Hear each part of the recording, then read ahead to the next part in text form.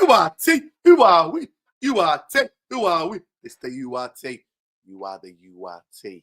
Big up the URT army. Arsenal 2, United 3.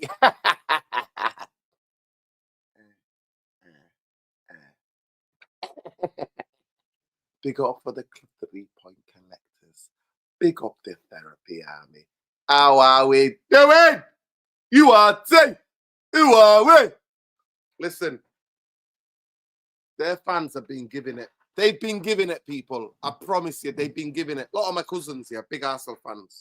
Londoners, Cockneys, Cockney Arsenal, big, well-supported football club over there in London. And guess what, people? And guess what? They've been giving it.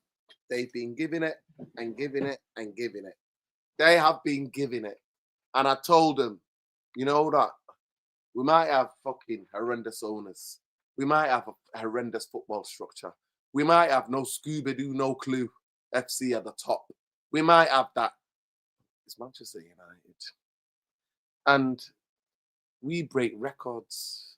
They told me that you've not won there in 8 years. They told me this, they told me that. Paddy D, Patrice Dogu, take a bow, son. Matheus Cunha, take a bow, son. 2 other goal of the month contenders. Goal of the month contenders. And we're dancing again. We're dancing. We're dancing. We're dancing at the Emirates. That dance floor forever be that dance floor. Cunha. Cunha. By the way, can somebody please tell me what he said? Can somebody tell me what he said? What he said when he screamed at the camera. He said, it's effing this. Listen, soon as I knew United came out today with Manny, the bass player of the Stone Roses, paying tribute to the Stone Roses. Manny. We had to do it for Manny. Manny's up there. Manny is up there. If you know the Stone Roses, you know the Stone Roses. We came out to pay tribute to him with a new tracksuit top. And you know what? It was the like the road, the Stones. You know what I mean? It was that. It was that. It was the dance. Listen, all of that's to come. Big up Fury. Big up everybody.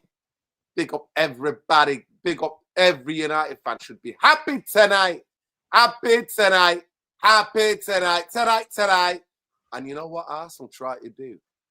They tried to Tony Pulis the football, you know.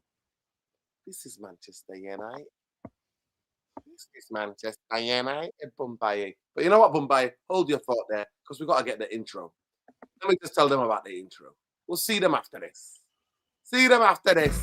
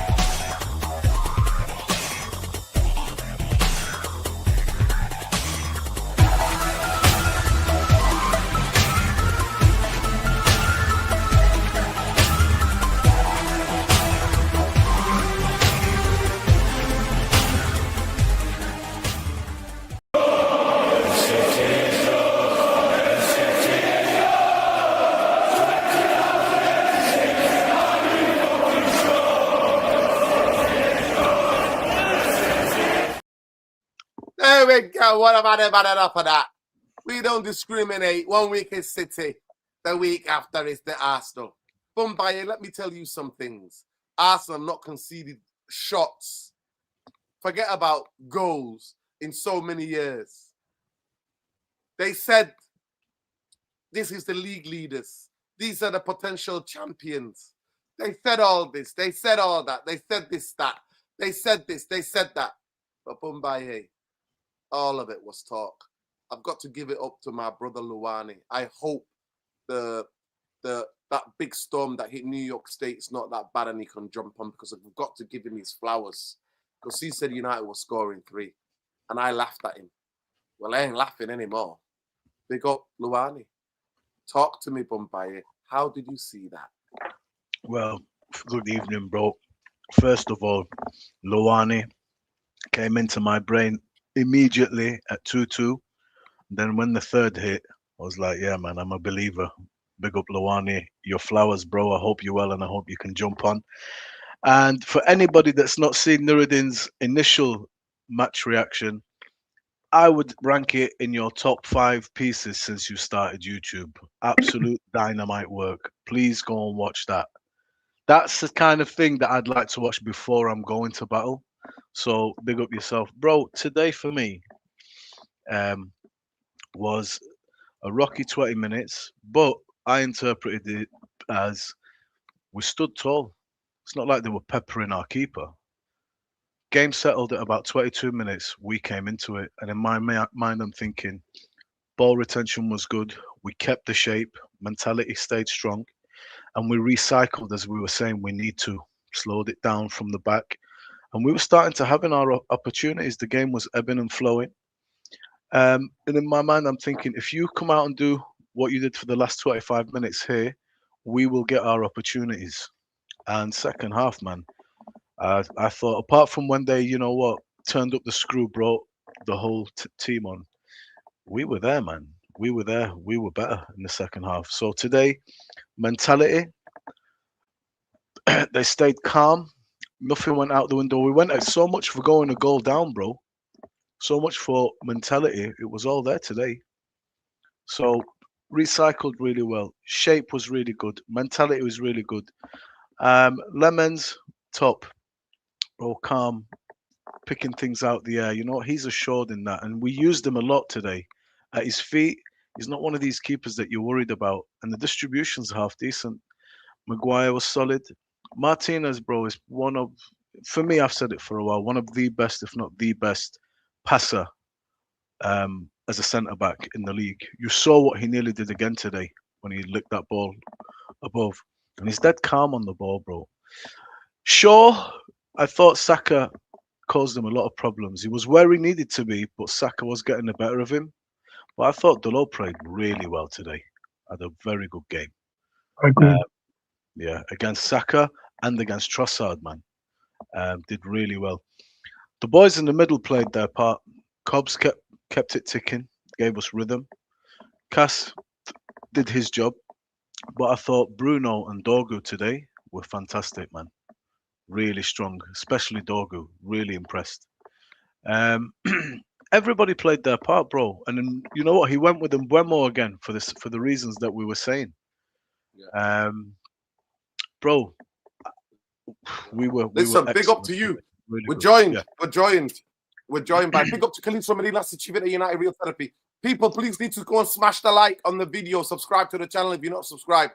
Andrew, I saw your little video. You sent it to me. Sean, I'm coming to you. Bear with me. Andrew, I saw that you were at work, bro. Yeah, I was there. You work with a lot of Arsenal fans. Yes. And yeah, tell us. You want to introduce Andrew? This is Andrew. Andrew's been on the channel before, Bumbaye. Andrew's been a loyal servant of this channel for a long, long time, since the day back in the day we began. Andrew is a legend. He's the one you call a Cockney Red. He's a fucking southerner. He's a Cockney Red. But I'm so happy for the Cockney Reds. Go ahead. I'm happy for you, Nuruddin, because you told Saeed on his channel about Lamans in goal, that we should go for him. And I want to say thank you to you for that. Thank you. And also, that performance was incredible. The way Carrick set the team up was superb. And I have to put my hands up. I thought Carrick wasn't the right guy for the job at the time, but he proved me wrong. The way we've been playing since he's been there, it's been amazing. And as for Dorgu, he's got to be, for me, the most improved player. You know, from the start of the season, when I thought, oh wow, this guy might have to go. And the way he's been playing, mate, my mate at work was comparing him to the Black Gareth Bale. I couldn't believe it. He said he plays like Gareth Bale. And when I saw the way he was dinking past that player and then scoring that goal, it reminded me of Bale. I said he should be playing as a winger and not a fullback, because I feel like, for me, he can go up gears. I said to my mate the other day that he's going to be better than Antonio Valencia was. And I'm getting proved right. And also, Casemiro, wow, what a player, man. I'm gutted he's leaving, but end of the day, we need to get fresh legs in the summer. And also Bruno, he played well. I feel like Cunha, when he came on, he played well. And Bremu, oh my God, that goal he scored, that composure, he's incredible. He's been an amazing signing, but Ineos ain't getting away with it though. That's one thing I'm not going to do, is let them get away with this, because end of the day, they should back Carrick regardless of him being manager or not. Because if he doesn't back him and get him midfielders, we could be in his title race right now if he got the midfielders in. Because my mate was saying to me earlier, and I was thinking, if we win these next winnable fixtures coming up, we could be in a title race. And I would never have said that start of the season. But fair play, that's all I have to say. Yeah, big up to you. Thank Sean, you. in the family household, in the Thomas household, your dad, your brother, I think maybe one brother that support Arsenal, they give you a hard time. I can imagine the amount of text messages, the amount of voice notes they've been giving you, saying you're gonna get murdered, we're gonna do this to you, you're gonna do that. We don't even concede shots, never mind goals. That's what my cousins have been doing. You know, my Cockney cousins, that's all they've been sending me. We don't even concede chances. One of them said to me the other day, we don't even concede chances. What? So how are you going to score at the Emirates? And I said to them, I swear to God, I said to them, I wish I recorded that. I said, if we play in that black kit, it's over for your lot. And he laughed down the phone. What do you mean about the black kit? I said, the memories of Manchester United going away to Arsenal wearing that famous black kit. 4-2. All I know is throughout the years is wins and wins and wins. I saw Jesse dance up the Emirates. I saw Ronaldo silence the hybrid library. Silenced him. They threw things on him when he got tackled and he was on the side of the pitch. They were throwing things on him. All of this, and he got a brace. Jono say chip. I remember Van Nistelrooy scoring. I remember the goals. I always remember Manchester United going to battle. I remember Roy Keane winning 2-0 when we beat them. 2-0, bullied them. So, Sean, you must be one of the happiest in that family household tonight. How are they taking it? Have you send them? All you need to do is send them. I mean, I don't know if your dad knows about Cry Me a River song, but you need to send your brother a Cry Me a River song at least. Cry Me Not just River. mine. You know what they're saying tonight? You know what they're saying to me tonight?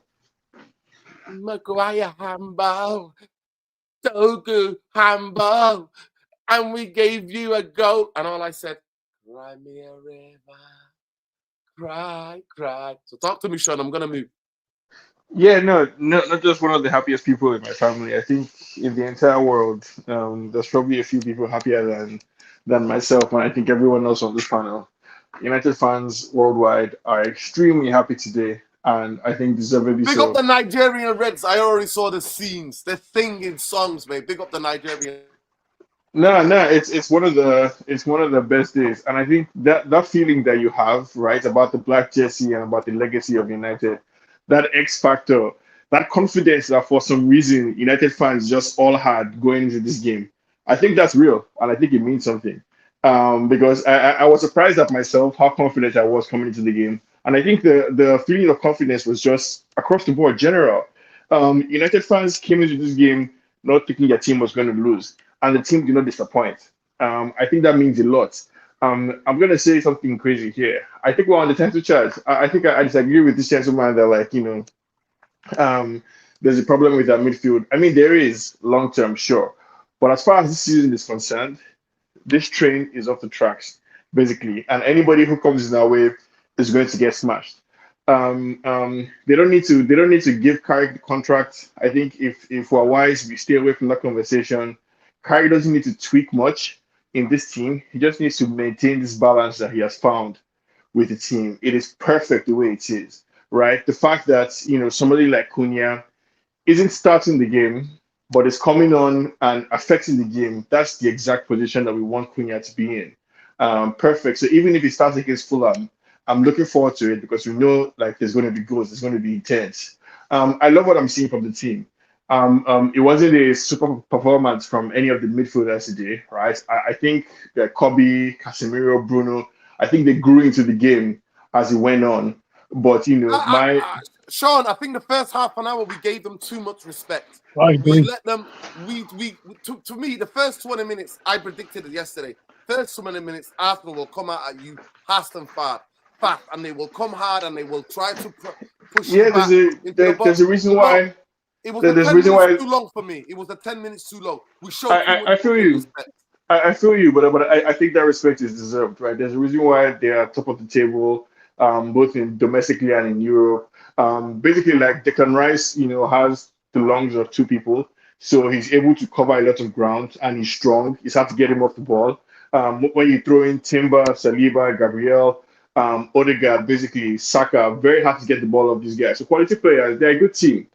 So I was expecting us to have a tough 20 minutes, right? So I wanted us to ride the first 20 minutes or so and come out of it relatively unscathed.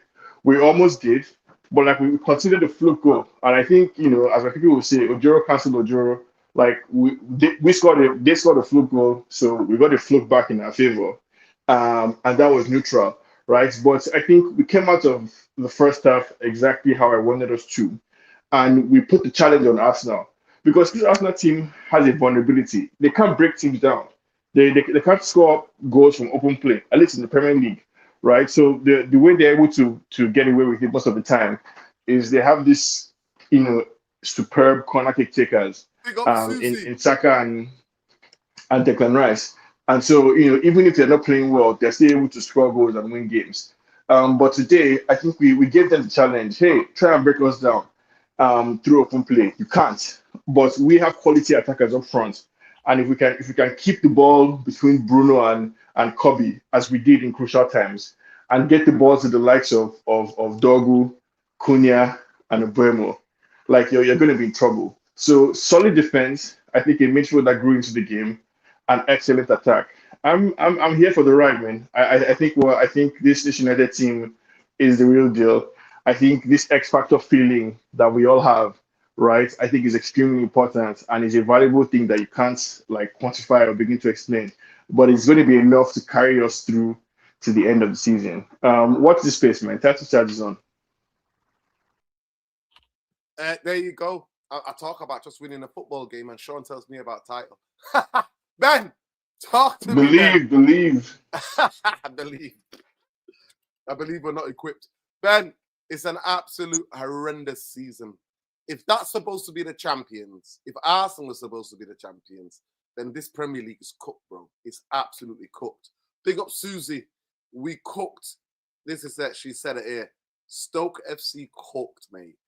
So we go into that game. Manchester United know what they have to do. I said 20 minutes. Yeah, I knew Arsenal were going to come out, all guns blazing. But for 10 minutes, I'm like, why? Okay, it was the first 20 minutes. Let's get the ball down and play around them now. And we didn't do that. Bruno was wasteful in that first half. I think Bombayé's got his tinted glasses on at their game. Bruno was wasteful, absolutely dreadful at times. We gave him the ball in the midfield and he lost it. And then the team started not to trust him or trust players to give the ball to feet because he gave a ball away and they could have scored. Then second half, like, honestly, it's like two different teams come out in the second half. Manchester United get the ball down. Bruno, Casemiro, Kobe, we start to bop those fucking gunners off the pitch, bro. We bop them from side to side. And people go, we scored worldies. And what? We deserve to score those worldies. Our football deserved to score worldies. But you know what, Ben? Hold it there. Because you know what? I've got an apology to make to somebody. He was on here last night. And he said, we're going to win 3-1. 3-2. I nearly fell out of my chair. 3-2. And You I got said, it right, man. Said 3-2. And I fell out of my chair and I said, This guy said it. we're going to score 3 goals. What have you been smoking? And you know what? Good shit. I take everything off to you. But let me get Ben in and I'll come back to you. Go ahead, Ben. Talk to me. What was it like watching that? Black kit, Ben. The black kit. You know the black kit historically.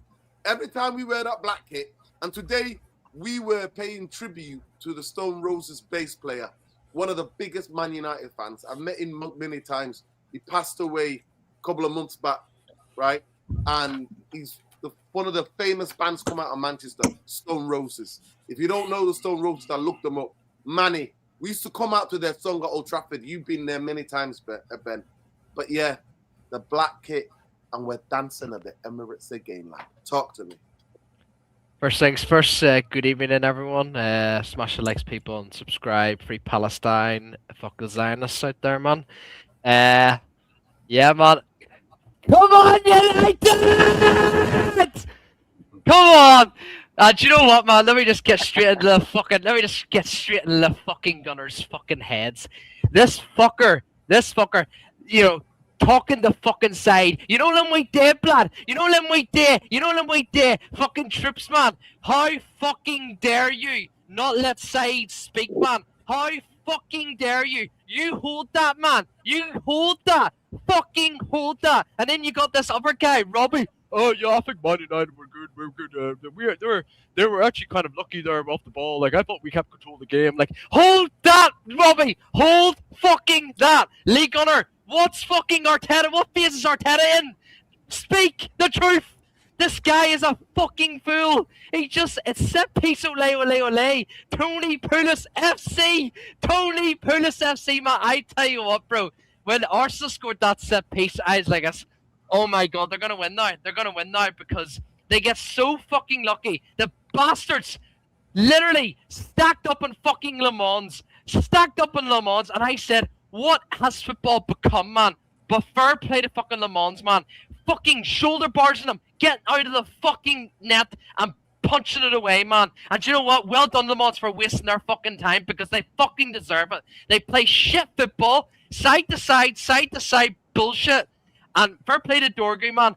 Unbelievable. Take a fucking boy, kid, man. Holy shit.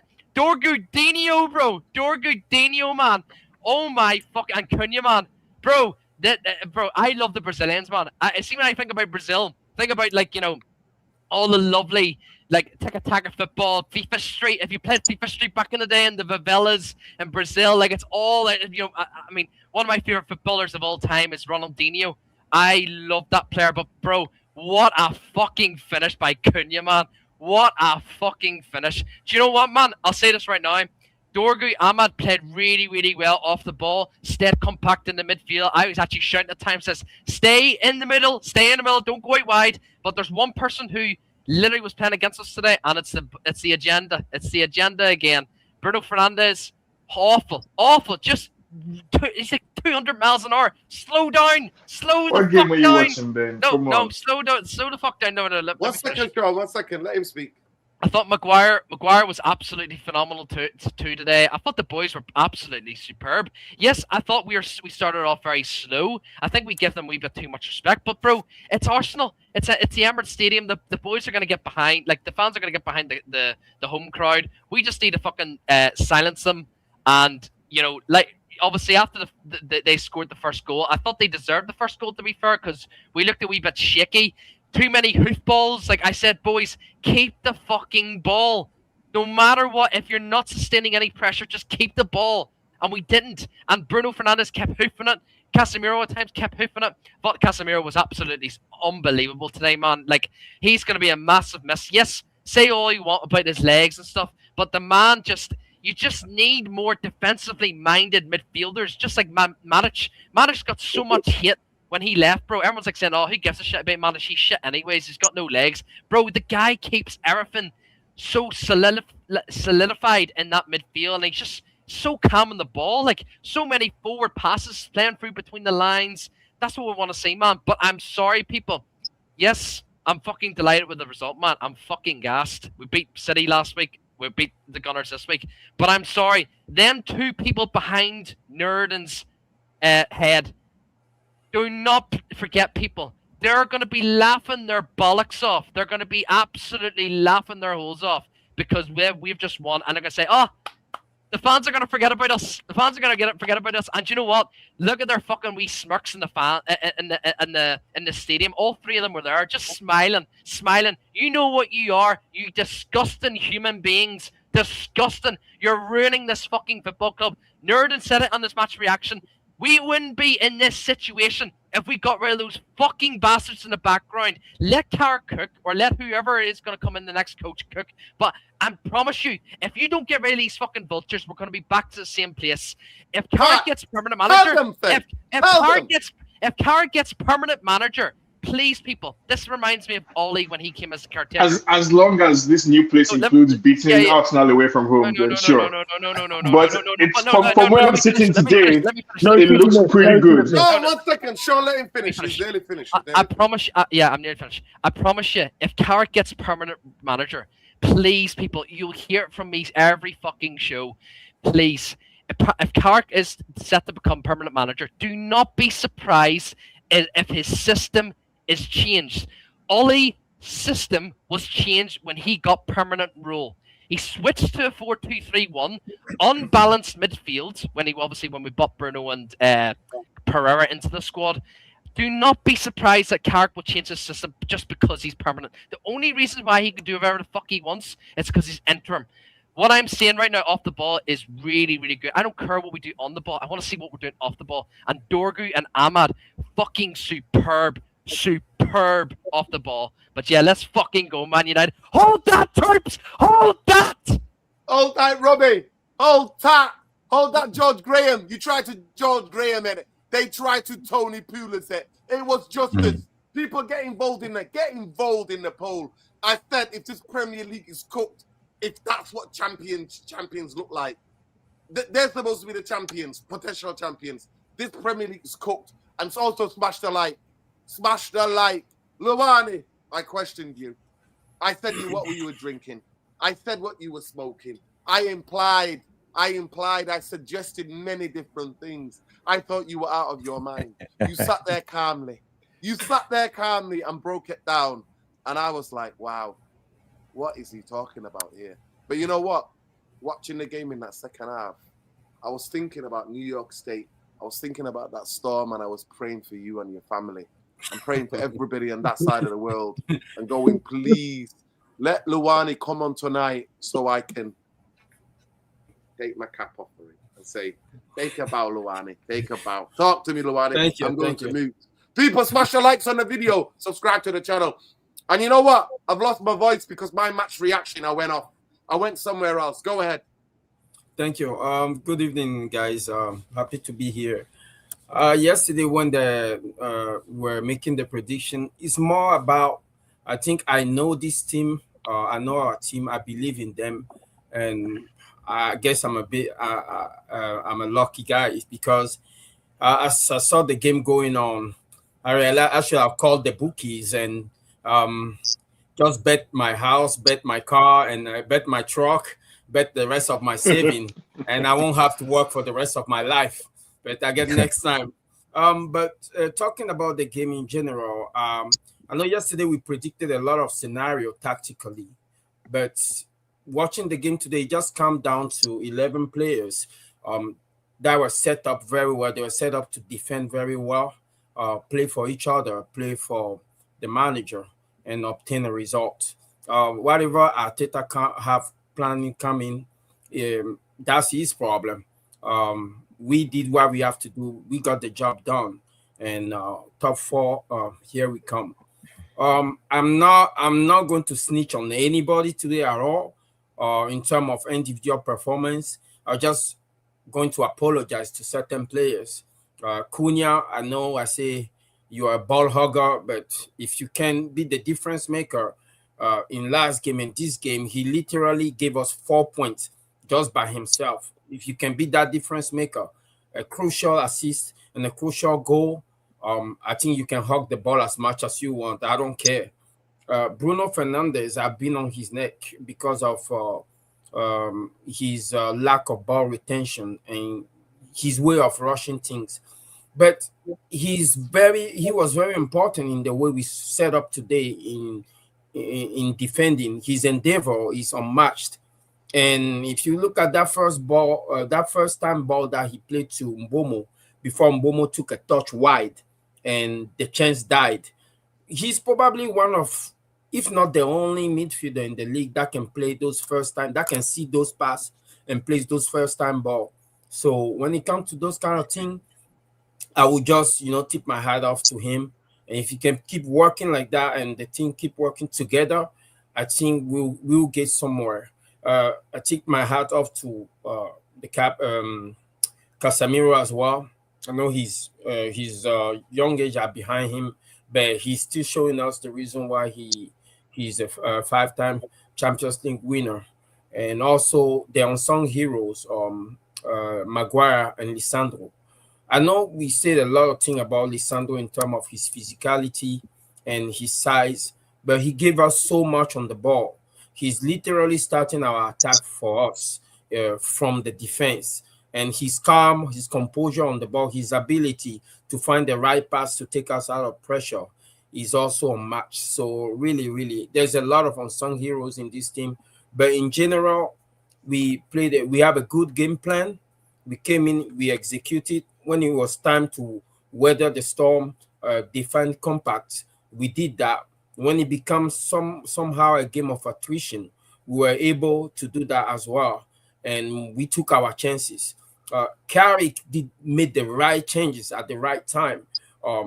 When he took off from Bomo and bring in Sesko, look, any manager could be like, I'll make a defensive change. I'll take out a striker and bring on a defender. But he didn't do that. He bring in a striker. So the message was clear at that point for Arteta and his players, for the whole Emirates, that, you know what, we're not coming here to just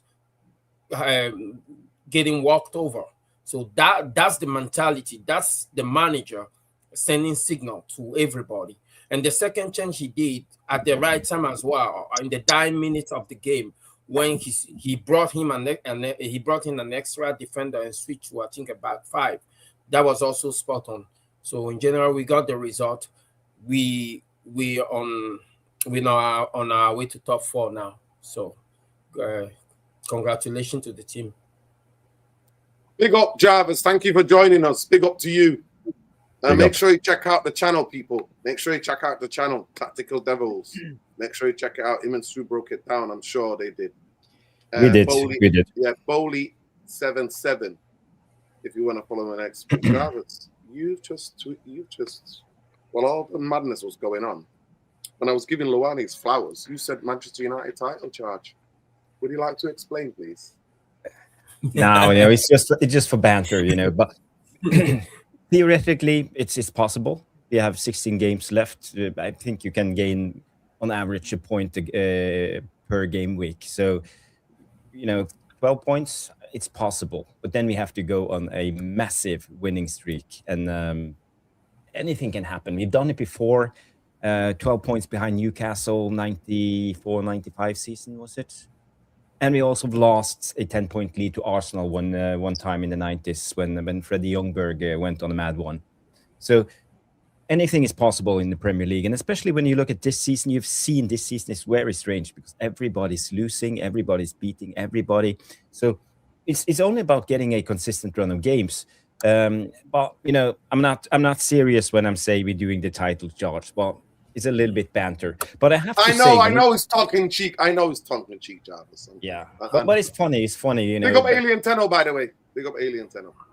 Big up Peter. And I just want to say, I recognize this Man United team. It's almost like I haven't seen this since the Fergie days, or at least a couple of weeks under Ollie, or a couple of months under Ollie.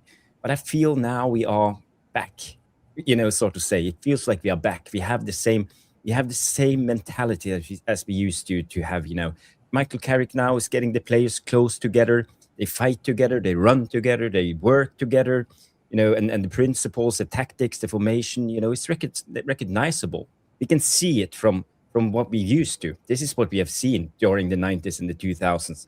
The good old 4-4-2, defending in the mid block, being aggressive, running your socks off, the belief, the fight in the players.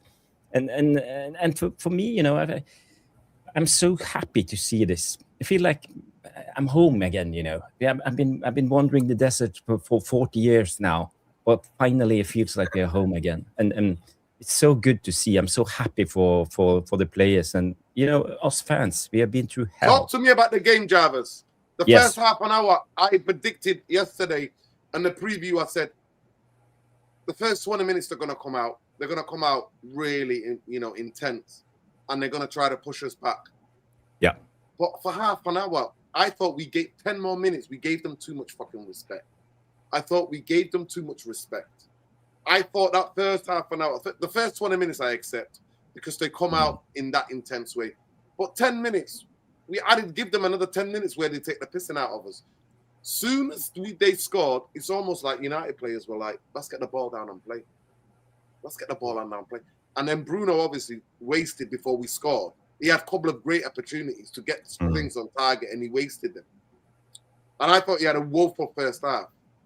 But the second half, Jarvis, from minute one, we fucking bopped them. And people will go, Dorgu goal is a worldie. Look at the fucking football beforehand. Martinez in the middle. Boom! Punches that ball into the fucking thirds. Dorgu pops it off to Bruno. Bruno pops it back and then boom, boom, boom. Bam! Tony Ubowa-esque or Gareth Bale-esque. But Patrice Dorgu take a fucking bow. So talk to me in the second half, Jarvis. Tactically. Yeah, I think you're right. You were spot on, Nordin. And we talked about the first 20 minutes, and Arsenal was going to go out high aggressively, as you said, and you predicted it quite well. But I think up until the 25th minute, they put us on the siege. But then we had a couple of chances. We had that first one, the counterattack with Mbumo, and I think that shifted the momentum. And actually, at that moment of the game, we came back into it, and then Arsenal scored against the momentum. That scrappy goal from Timber. So for me, yeah, maybe we gave them a little bit too much respect, but again, we're going away at the Emirates against the top of the league, so I didn't expect anything else. So you were right in your prediction, but that second half was something. But I felt that it began in the end of the first half also. When we got a goal, I think it was well deserved. And that second half, we started actually taking the ball, playing the ball. And as I said, I like how compact we stay together. We work as a team. So every time when we defend like a unit, and when we attack like a unit. We didn't pass. I was expecting more shift of play from one side to the other, but we did more like short passes, intricate passes, and a lot of the time it was a player like you mentioned, Martinez. I think he was extremely good today. Very underrated performance today by the what I hear from other people, because people got to remember he makes everything happen. He makes things tick. He had 53 passes, forward-facing passes, and he had 8 passes into the final third.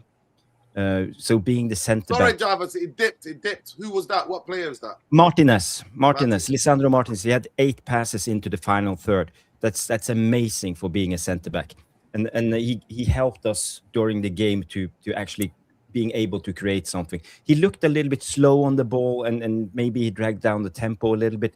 But I think we needed him today with his passing ability because no one else could do it. The only other option was giving it to Lammers, and Lammers just hoofing it out. And that was at best a 50-50, but we lost the ball most of the times because of this. So Martinez today, he kept us in the match, and he helped us get the ball on the ground and started to get us ticking. And not only sideways passes, backward passes, but forward-facing passes. And as you mentioned quite nicely, he punched the ball to Dorgu when Dorgu scored. And so for me, and the partnership both with him and Maguire today, maybe man of the match performance from Harry Maguire. He won every duel, against Arsenal. Every duel for 97 minutes. He didn't lose one duel. So, man, that guy, you know, and at the end when he was attacking on the flank, no one believed that the cross would come. Brilliant cross, but no one was there. They didn't believe him in. But again, I think Maguire was fantastic. So I just want to say, from a tactical point of view, yeah, we can sit here and analyze, but there's actually not much. It's very basic 4-4-2, sitting strong central square, as I talk about, hard work. And Mbumo today, man, how the engine on that guy and how he actually bullied Saliba and Gabriel. He made them so uncertain of themselves every time. You know, you see him, he pushes on, he sprints into press, and also when he runs, he does like small little shimmies. So you don't know if he's coming right, is he coming left. So you make them uncertain where to put the ball with the first touch. And you could see that on the first goal on Saliba, very insecure, horrible first touch. A horrible pass to what's the name? The Spanish midfielder. Subimendi, and then we scored. So again, you know, it's a team effort. It's almost too difficult to say who was the man of the match because there were so many of them, so many contenders, and everybody did a good job. Kobe Mainoo covered the most ground distance of any player on the pitch. And you know, how could Amorim scam us like this? He said Kobe Mainoo couldn't run, and Kobe Mainoo covered the most distance, kilometers during that 97 minutes game. And we sat there and started to believe Amorim scammed us when it came to Amorim. So no, Mainoo. That's just me. But brilliant game, super happy, and let's just hope this continues because the big questions will come next week when we face Fulham. Then we will see, can we do it again against a lesser team? And we will see now going forward.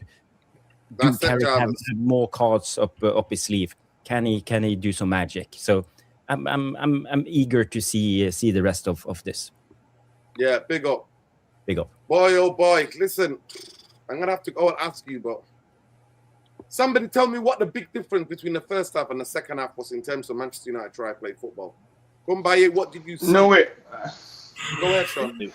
No, I'll just say like this is part of the game plan to me. I think it makes sense as a game plan. You know, we talk about like game models. I think the game model contemplates the phases of the game, right? So what happens in the first 20 minutes away at Arsenal, the fans are up for it.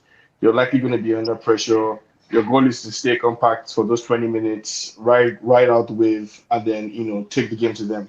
So like it makes sense to me as a game plan. I don't think we were caught by surprise, just like you weren't caught by surprise. I don't think Carrick or the team was caught by surprise by the fact that, you know, we were under the cosh for the first 20 minutes. So it looked to me like our game plan worked perfectly.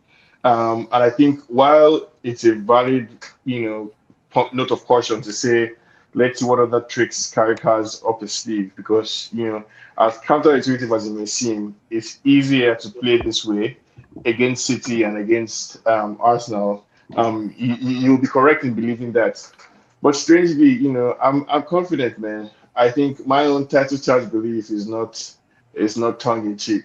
I actually think from here on out, we're going to see a much different United. And each week, while we continue to rack up points, people are going to be asking the same question: are we really doing this? Are we really doing this? Go on, man. All right, big up, Sean. Go ahead, Bombay. I know you got to leave soon, but yeah, let me just get this guy. Bread. Listen, I love Martinez. I've loved him from day dot. Argentina, Argentina, Argentina, Argentina. Go ahead,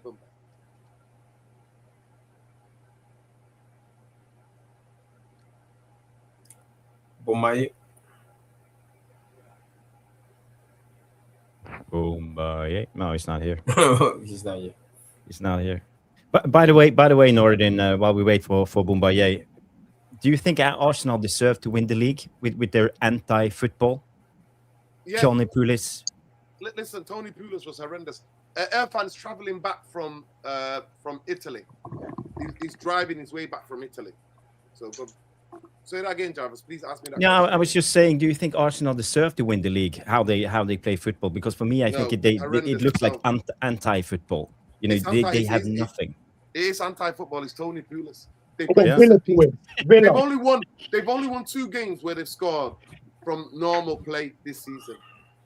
Open play, yeah. Open play. Go ahead, Andrew. What are you going to I say, want Andrew? Villa. I want Villa to win the league.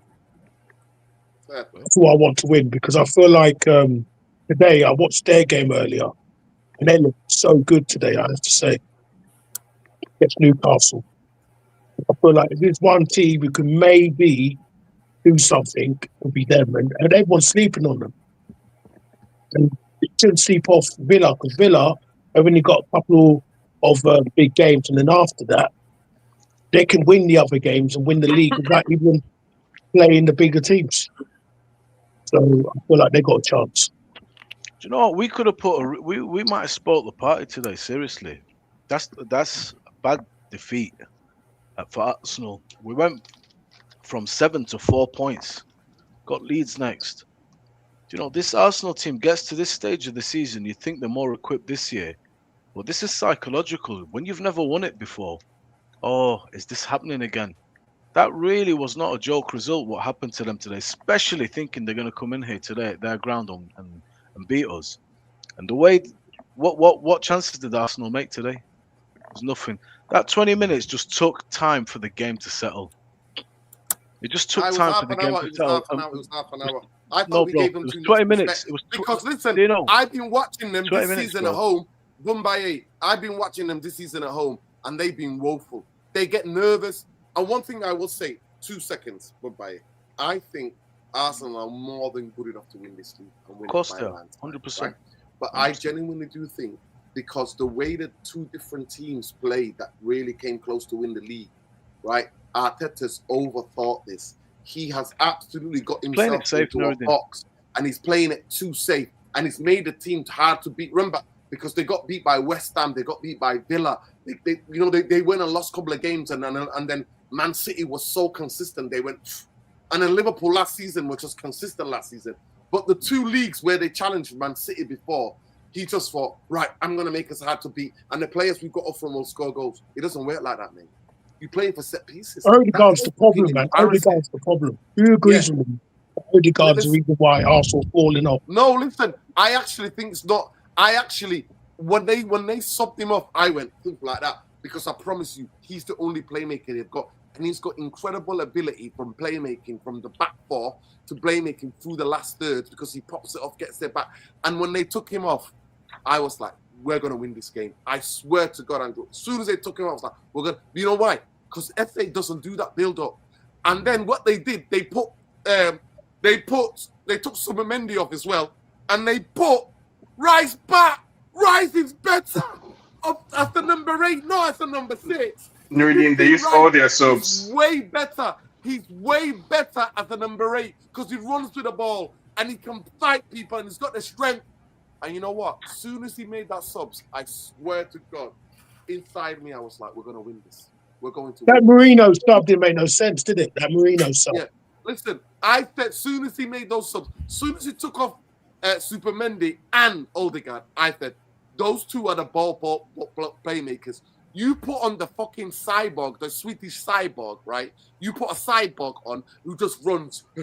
That's all he fucking does, just runs, right? And you know what? You don't even play to his strength. You don't put balls in the box for him. You just recycle it. And you know what? Soon as they did with those 2, I said Manchester United can win this. Because FA hasn't got defensive abilities. He hasn't got positional disabilities. And Rice was left on his own. And then I said it. I said Saliba and Gabriel are good. But they've had really good midfield in front of them, shielding them. As soon as you took 2 of those away, they got exposed. But he went for it, bro. Because he's going for it, Habibi. So Rice can do the job of, he thinks, more than one person with the 2 centre-backs. I get an extra man in the attack. And then he put Saka on the left. He brought Madueke on the right. And Marino is a good guy to bring on, to be honest, Andrew, because he always seems to nick a goal, bro. Always nicks a goal, that guy, somehow. And today, if you're talking about the play of the game over 90 minutes, I thought, man, 22 minutes, then I felt the game really settled. We found our feet and we finished strong for 25 minutes. And then second half, Arsenal was very sloppy on the ball, though. Do you agree? They're very sloppy today. The second half they were. Bro, I even first the half. way Even first half. the way we set up, Arsenal, you have to give us credit. Today, what I was saying at the start of the show, what I really liked about us, this was a bit of it was the same way we played against City, but 20 minutes, it's not like they're making chances, carving you open, but you can feel like the pressure's on, and if a goal comes, we would have, we know why. We couldn't get out. But the team held up, went a goal down, but we didn't change. The discipline didn't go. The shape kept. The idea was there. We were in the game constantly. Arteta knew it. That's what I loved about this performance today. In games gone by, we start to crumble, man. So, to score 3 at a place where they've conceded 14 in a season, that's mental. Mhm. That's crazy, bro. I agree. I agree with what Sean said about the game plan. I think that was always the game plan, to withstand them at the beginning and then see if we can feel ourselves into the game. For a team like Arsenal, I don't think it's not about what they deserve to win the league or not. I think they deserve to be where they are because they have achieved a certain level of consistency with the way they play and how fit they are. So I just think that this is a case of we being a very bad matchup for them, and I knew that because they have never faced a strike force like ours. They play teams in the league. Teams will play them exactly the way we play them today, but they don't have that front three that we have, that versatility. So they might not be clinical enough to go past them. But if you look at our front three with Dogu, Mbomo, and Ahmad, it's very difficult to look across the league and see any team that have that kind of potency in terms of versatility. Even after Dogu was out and Cunha was brought in, it's a different dimension completely. Cunha can take the ball and dribble and make something happen out of nothing. So that is the issue that they couldn't deal with today. But I'll try to caution in the side of caution going into the other games. For example, Leeds will play us differently. They already hate us to start with, so they have the endeavor to go after. They will attack us. The issue Arsenal have today is because of Arteta being too shy and overthinking everything. Other team in the Premier League will not play us like that. Leeds will probably go after us, and other team will probably sit back, and then we will have to break them down. At that point, Michael Carrick will have to make some very crucial decision because the back line of Maguire and Lisandro, when they push high, what is going to happen at that point? Are we going to go back to being Ole's team? We all know what happens when we push high with Ole and people just hitting that ball through the channel and catching us on the break. Do you know one thing? Just to caveat what you're saying, it's a very good observation, and it will be interesting to see how we do perform against the teams that are not tailor-made for us to break on them. But we, in the last 2 games, when we've settled, we are keeping the ball quite well and recycling very nicely. That makes a difference to your being counter-attacked, constantly getting dispossessed in bad areas, which is what was happening with Amorim when we had a high line. So City, for example, play a high line. If they're the kings of the high line for a long time, but they have 70% possession every game. So that kind of fits into the narrative of the high line. But if you're a team that is not very good on the ball, you don't look after the ball, you don't know how to recycle the ball, slow the game down. We slowed the game down today. We killed the pace of the game, big time.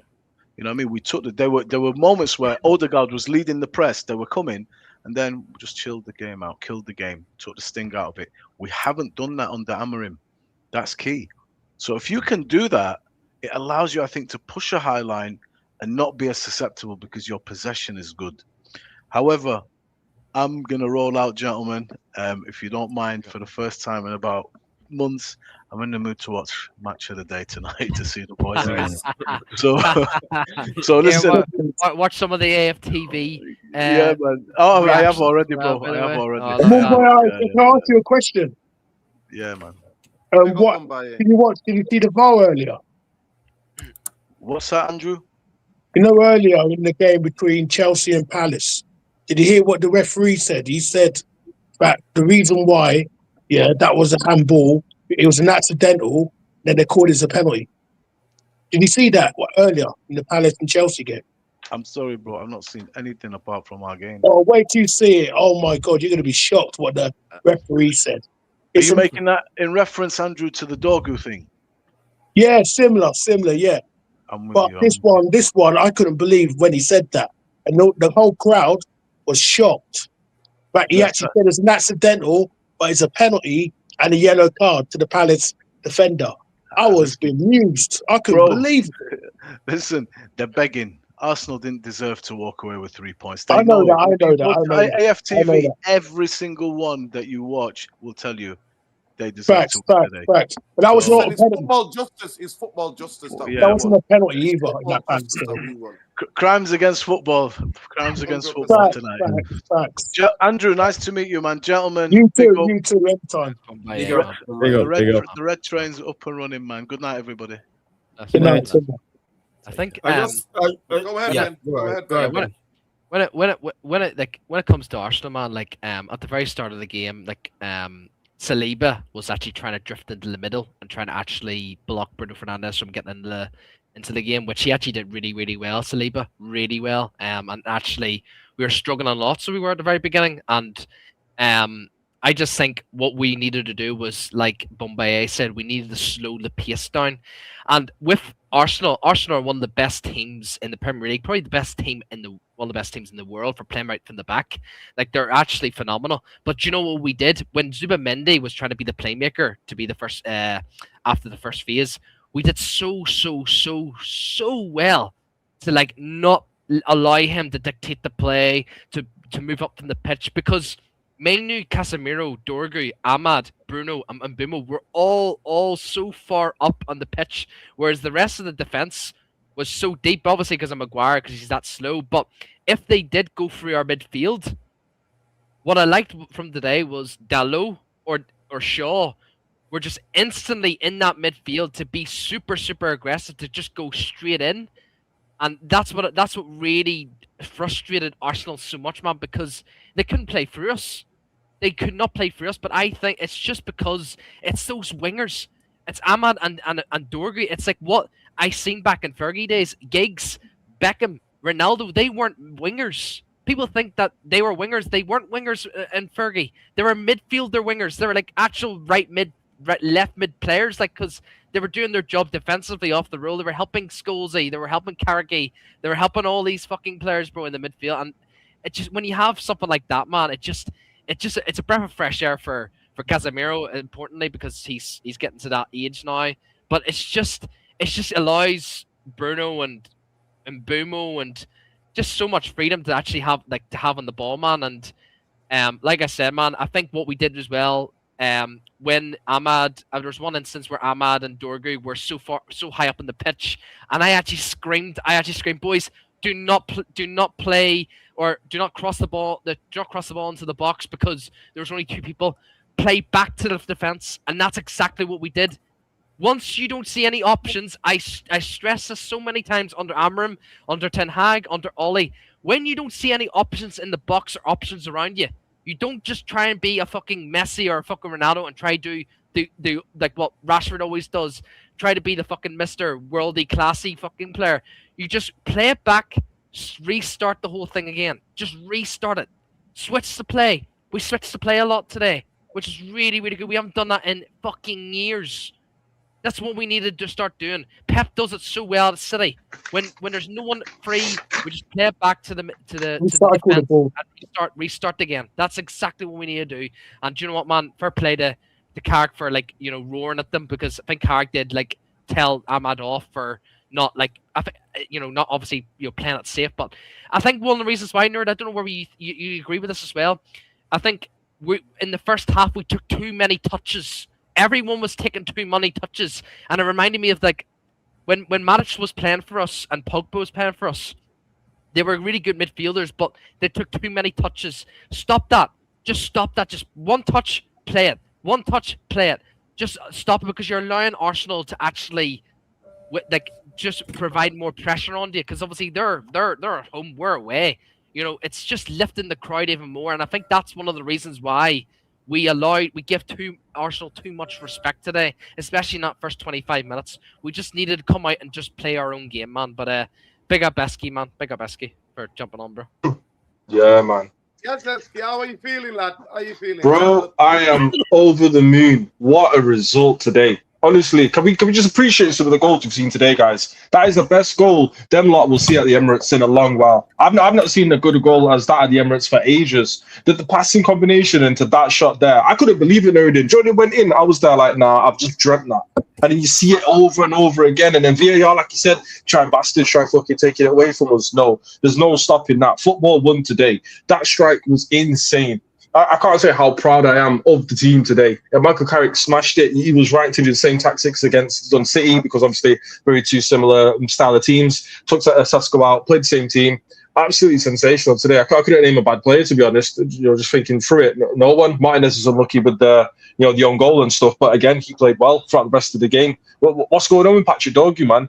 Sensational form he's been displaying here. Do we even need a left winger now? Do you know what I'm saying? All right, yeah, we do need cover. We are light in those areas. But Patrick Dorgu on the left wing, taking the piss today. I just cannot believe the level of resilience and everything we showed today. There's so many times this season where we were the unfashioned teams, against Liverpool, City, now Arsenal. No one gave us a chance, and we were going to. And I predicted that we would win. People say it's delusion, it's based on nothing, but football is such a confident game. Anyone that's played the game, if you've seen the game for a long enough time, confidence and mental strength is 90% of the battle. Skill and everything else is great, but if you don't have the basic underlying, I'm confident today, I'm playing. You can rely on your teammates, you trust in each other, you're playing each other. I know he's going to run for me. That there's no, kicking off on the pitch. There's no, I don't like my gaffer, fuck him. There's no this and that. It's everyone knows the role. Michael Carrick's got in there and he's just done an impeccable job. And on a week where Casemiro's announced that he's leaving Man United, he's not retiring, but he's leaving Man United at the end of the season. World class Casemiro. We can start calling him by his real name. World class Casemiro.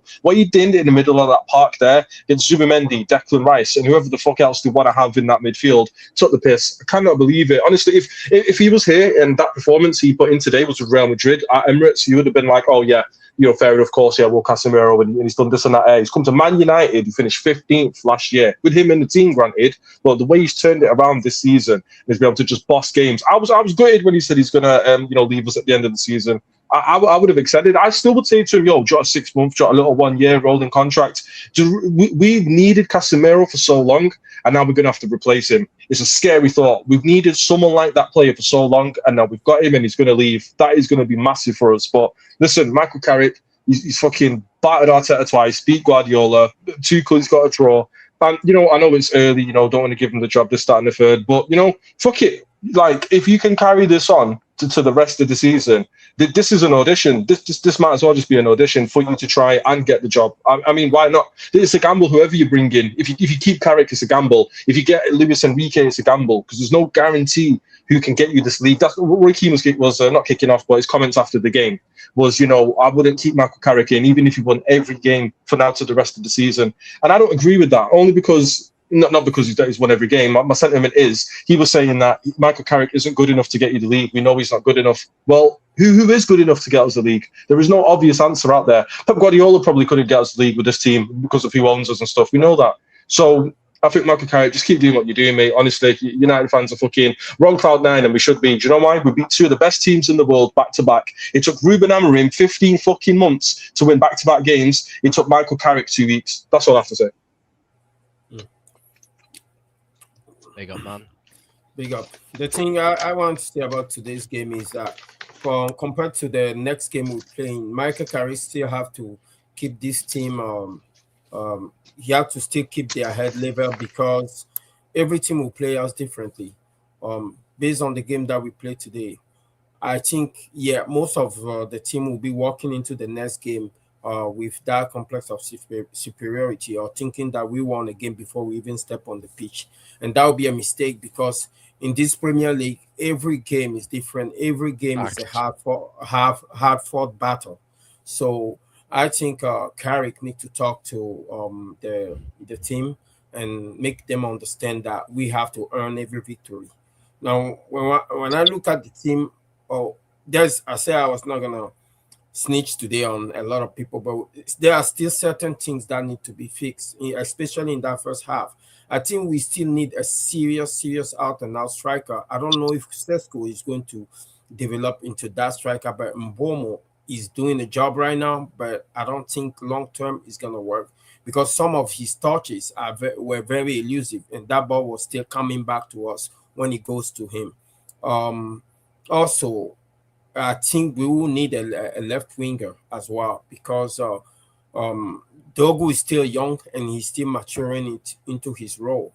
I also think Dalot is a bit, he's not 100%, especially in that first half. Every balls that go his way, I'm still worried that he will end up with a bozo moment. So certain things still need to be tweaked in the team. I hope Carrick and his team do their best to keep their head level so we can keep going on victory after victory. I think Cunha can do a job for us in the left mid. I think he's proven this. He's proven this at Wolverhampton. He used to play like sort of like when Wolverhampton didn't play the 3-5-2 or whatever they play. They used to play back in the day. But Cunha was always like a left winger, or like a left 10 sort of thing. So I think with Dorgu, obviously I've seen he was holding his hamstring. Hopefully it's not anything too serious. But I think Cunha can do a job for us there, and even Mason Mount. Obviously. Mason Mount, obviously defensively, he'll do the perfect role. Obviously, what Dorgu did off the ball. But bro, people, we've got 7 days.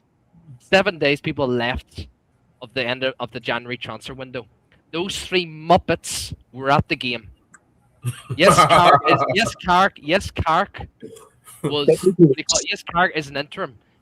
But the fact that we're in the end of January now, 1 more week of the transfer window closing, and not one rumor about any signing. Yes, it's very difficult to get signings in January. But I am not hearing any excuses about this shit, man. Because if anyone that sees this fucking vision and this visionary, this like Rainbow Road visionary bullshit, then what are we doing, bro? But they have to be at the game, though. Is their team? If they're not there, they will be like they don't care. Now they're at the game and we say, why are they doing at the game?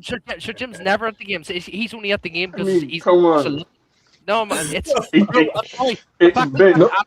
can be. Come on, Ben. It cannot be that. It cannot be that it's a day that ends in Y, right? And so we have to do the whole like Ineos and Glazers thing. We just destroyed our Arsenal today, and your theory of the case, right? The Ineos emphasis theory of the case has it that we cannot do what we did today. Essentially, has it that we cannot do what we did last week, and wants us to spend all the time talking about all the many things that are wrong instead of what Michael Carrick is clearly doing right for this team. I think there's a lot of... Sorry, Sean. Yes, Nudin. Yes, I know. Sure. The way you're speaking there, the way you're speaking there, Sean, Sir Jim would be laughing his arse off. I don't care what Sir Jim is feeling or thinking. Right? Sorry. Yeah. I don't care what Sir Jim is feeling or thinking, and I cannot define my identity as a United fan around making sure that those guys are miserable. Because guess what? If they're miserable, it means I'm miserable too, right? And I don't want that. So I love what I saw today, and if it makes Sir Jim happy, so be it, right? I don't care. Like I want more W's for my team. I want more victories for Michael Carrick and for this team. If that makes Sir Jim happy, what? Yes, I think for me, and what many fans, the ambition to me starts on the pitch, right? Starts with a manager who actually believes in his own ideas, has conviction, basically, and wants to deliver. No, right. So there's been arguments around whether or not the squad fundamentally is good, whether we have good players, and I think what Michael Carrick is showing is that there is a foundation here for us to build on, right? And the proof will be in the pudding. Casemiro is leaving, right, in the summer. There has to be signings basically in the midfield. Sean, yeah. I can't believe you. I swear I'm simply saying what I'm saying about this fan base. I'm saying it can be that. How am I too focused? Let him finish. Let him go. So it's boring, right? In my opinion, that like I said, it's a day that ends in Y, right? It's a day that ends in Y, and so we have to do the whole Ineos thing. That's boring to me. what I saw on the pitch has nothing to do with Ineos. Yeah, Has nothing to Bowen do not with the getting back Glazers. every single transfer Um, window. um, That's Bowen as well, eh? No, I don't know what you're talking about because the players that turned up for us today, two of them we were signed in the transfer window, right? No, So make it make Amorim sense, didn't please. get back last transfer window. Make it make sense, Window, he had please. to be back. Is it not Cunha? Is it not Cunha and Buemo that turned up for us in the summer, basically that turned up for us today? Yeah, but One of the January, best midfielders that's leaving. Like again, it doesn't make sense, right? You cannot just bury your head in the sand and be impervious to arguments or things that contradict your worldview. I'm willing to say that Ineos fucked up, and I said so when they sacked him because he should never have been here in the first place. Or if you brought him, we should back him.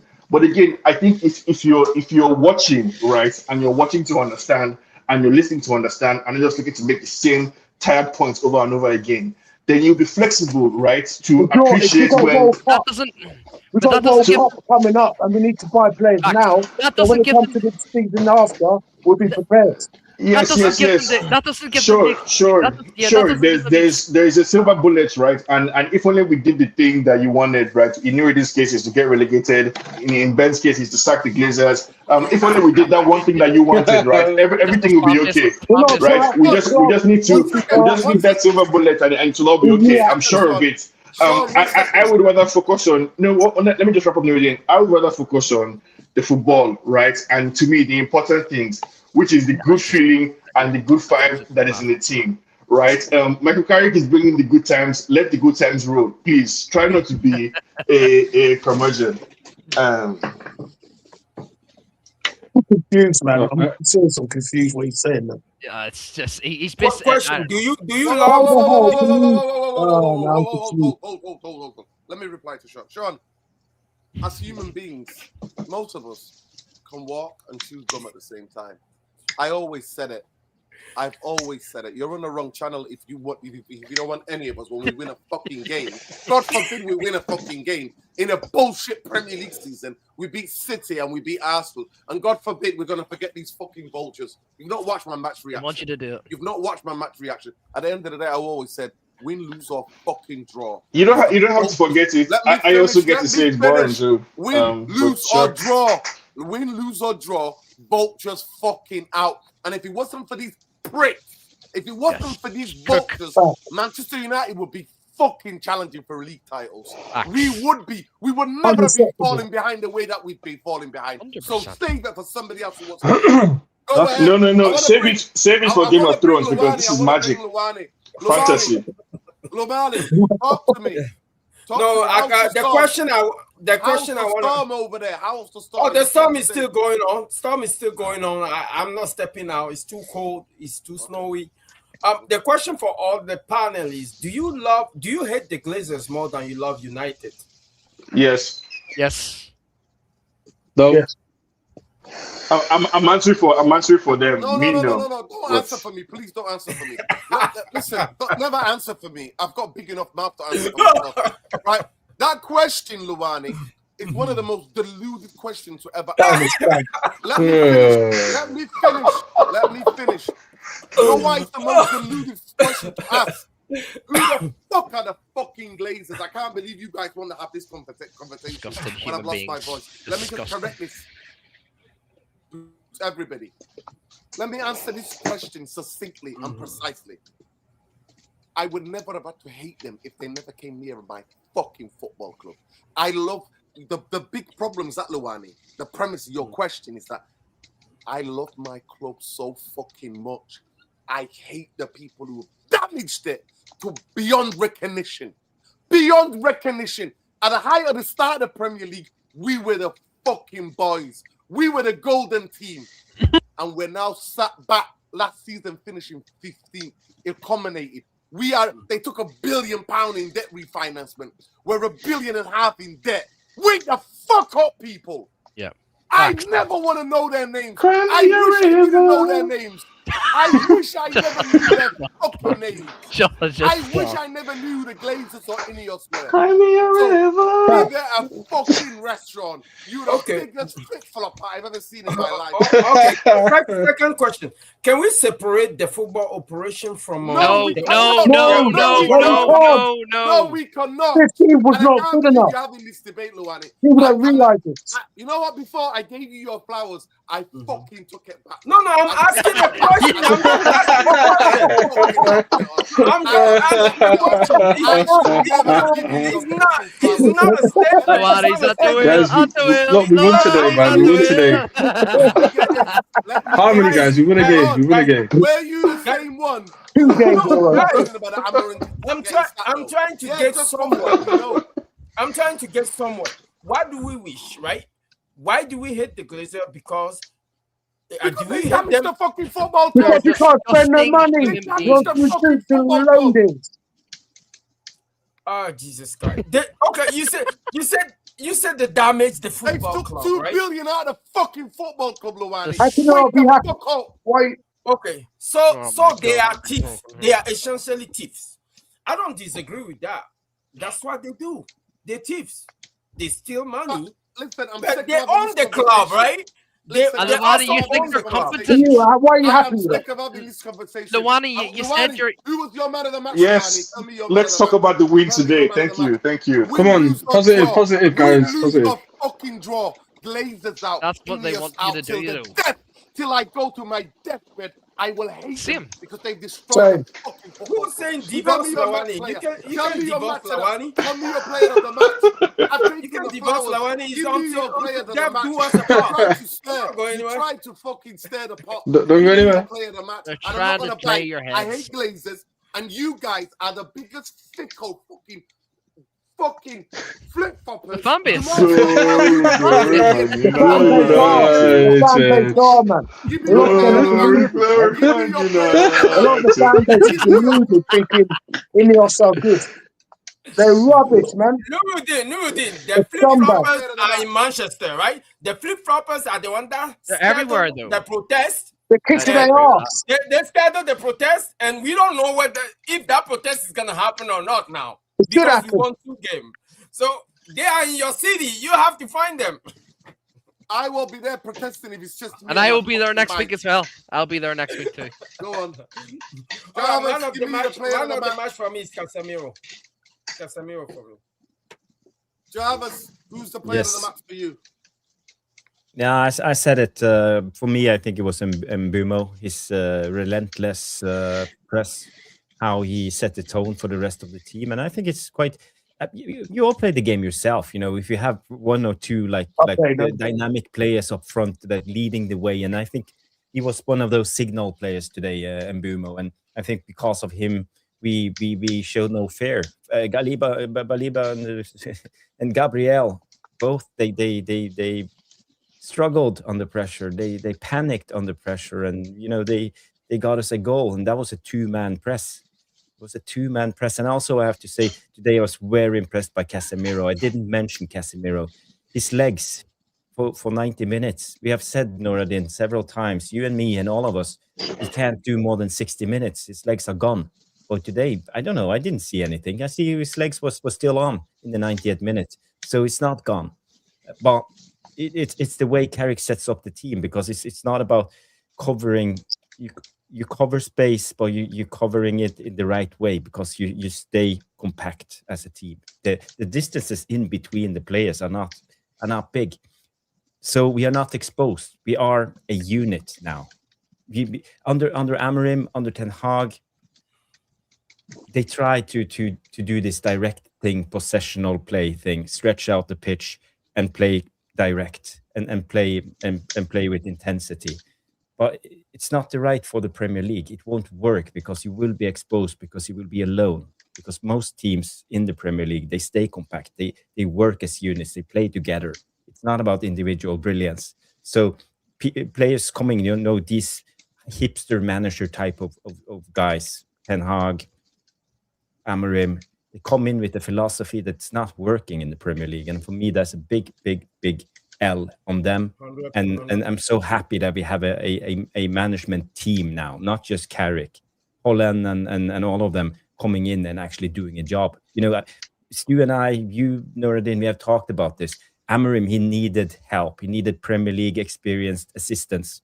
He had those young guys, Portuguese guys who never played in the Premier League, never had any experience. 28 years old, 34 years old, 38 years old, kids in my mind, almost.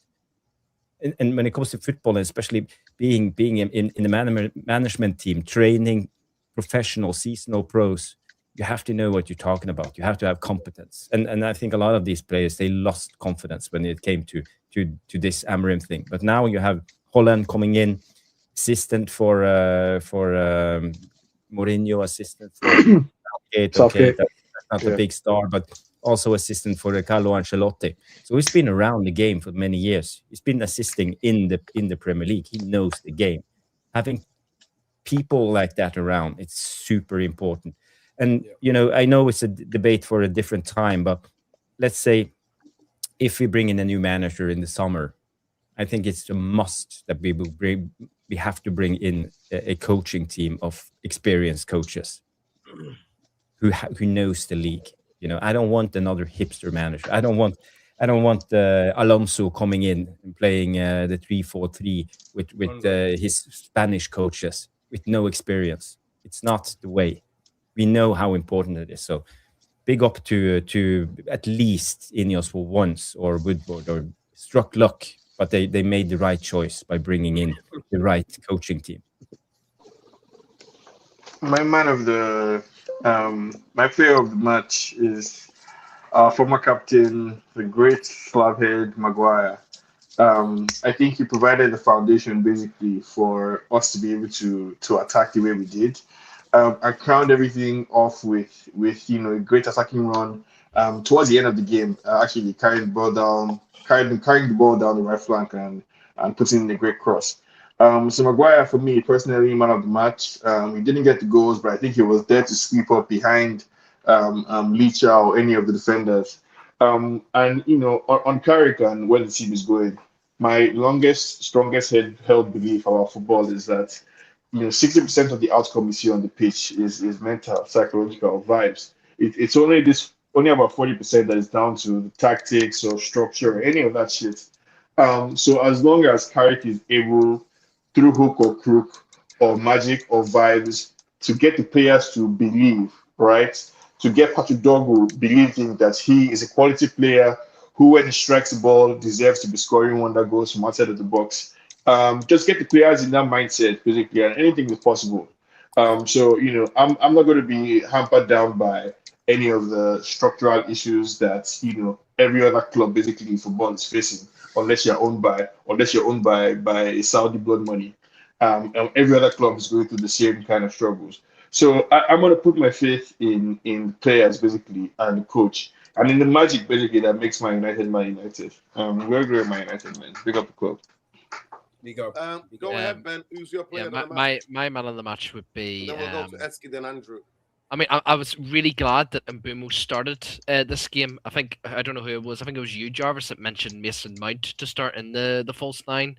I think if Mason Mount would have started in the false nine, I reckon we would have lost the game today, in my personal opinion, because when you're coming up against Saliba and Gabriel, two monsters, basically, I think you're just offering Arsenal basically a gift, like, in a way, because Mason Mount has no physicality, whereas Mbumo literally... this guy is just I don't know, mate. He's just so strong, man. And like, see, playing through Mbumo's feet, like, it was absolutely outstanding today. And yes, it's not his natural position today, but bro, he did a really, really good job today. But I'm not going to give it to Mbumo. I was between two people, Maguire or Casemiro. But do you know what, man? I actually think we're going to miss Casemiro a lot more than we expect, because. Not because of his legs, it's just his positional awareness, his positional discipline. It's just phenomenal, and we're gonna miss that so much, man. We need to go out and get two defensively minded midfielders who are comfortably on the ball. And Elliot Anderson and Adam Morton are your two fucking guys that we fucking need, man. Both exceptionally brilliant off the ball, know their position, but Casemiro, for me, man, I'm gonna miss that, man. Like, it's sad, man, and maybe not as much as Nemanja Matic, because Nemanja Matic he was superb, and I think people give him too much stick. But Casemiro today, and Maguire even, bro, It was between Casemiro and Maguire for me, but Cas gets it today for me, man. Just so solid, bro. Forward passes, aggression, just everything you need from Cas, man. And yeah, shout out to Cas, shout out to Maguire today, man. Brilliant.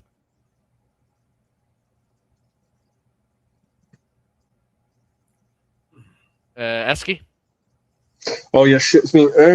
Bro, nah, I couldn't agree more, man. Casemiro. If for me it was between Casemiro and Dorgu for me, to be honest, because even I know that wonder goal, but even besides that wonder goal, honestly, it was up and down that pitch, like the way he cuts inside, and like someone mentioned before, I'm so sorry, but like it was like old school fucking Beckham and Giggs, because you come back and you like LMs, you said that you like left attacking mids and right attacking mids, because you don't just hold the touchline and you're just moving up and down like that, or you're moving like Salah and you just literally stick to one zone and that's the zone you play. No, both of them literally come up and down. Ahmad, the amount of times he comes and recovers that ball, literally, I was watching the game with my best mate, come back on the ball, I was just there like, that's what I expect from Ahmad Diallo, not because, it's because, that's what he does. He showed me his trait and that's what I expect of him now. So constantly does that all the time. And look at it, you have to remember as well, like what Sean said about the mental strength and stuff, like Michael Carrick's got these guys to come back from having 2 fucking managers the season before him. Mbeumo, Mazraoui and Ahmad have just had, all of them had AFCON heartbreak, none of them won it. They've come back, had to come to a shit show of a scenario. The world's talking about them again. Everyone's talking England, tabloids and everything. You come in and you've performed in 2 games. I know Mazraoui come on in both games, but these guys have performed in both games. And I do think I'll go early and say give this guy the job, because it is so much about man management this season. They're called head coaches and stuff for a reason. They're not managers. They're there to look after the team. If this guy can look after the team and get the best out of the team, then he is the best available guy for the job. Because you couldn't show me any other evidence for anyone else doing this, because obviously they're not here. So if this guy is doing a good job and we see it out to the rest of the season, and obviously when we play against teams like Fulham and everyone else where we're expected to do well, then we'll see. But based on United this season, even under Amorim, we've had the most shots per game, I think, on average, and our XG is the highest. XG doesn't mean fuck all, right? But it's still an indication of if you're an attacking side or not. If your XG is good and you're not scored the goals, then obviously you're just shit at finishing. But the way our team's started to click now, like Sesko's got fucking 3 and 3.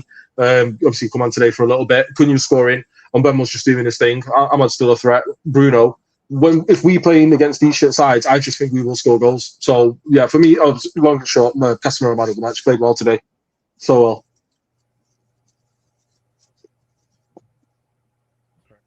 Guys, I have a question to the panel.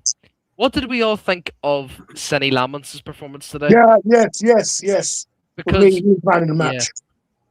Yeah. Oh, really? Okay. Commanding. Yeah, he was real so shout. commanding in his box. So commanding. Yep. Brilliant. Absolutely brilliant. Some good saves as well, man. Especially that Saka one, which led off to the post and hit the post. He could have stuck in that, yeah.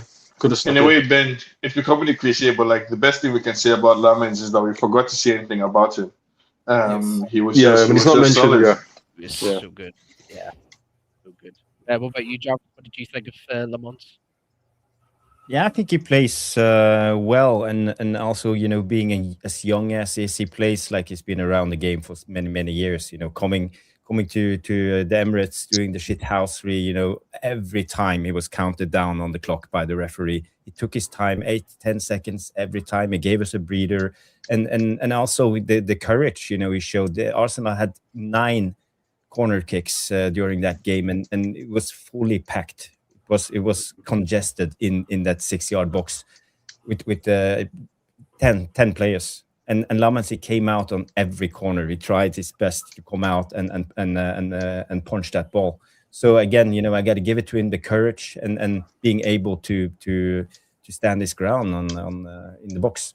So, but also I think he has improvements. His distribution is not superb yet. It's a little bit of a chance every time he gives the ball away. So he needs to improve on that part. But also, I like what I see.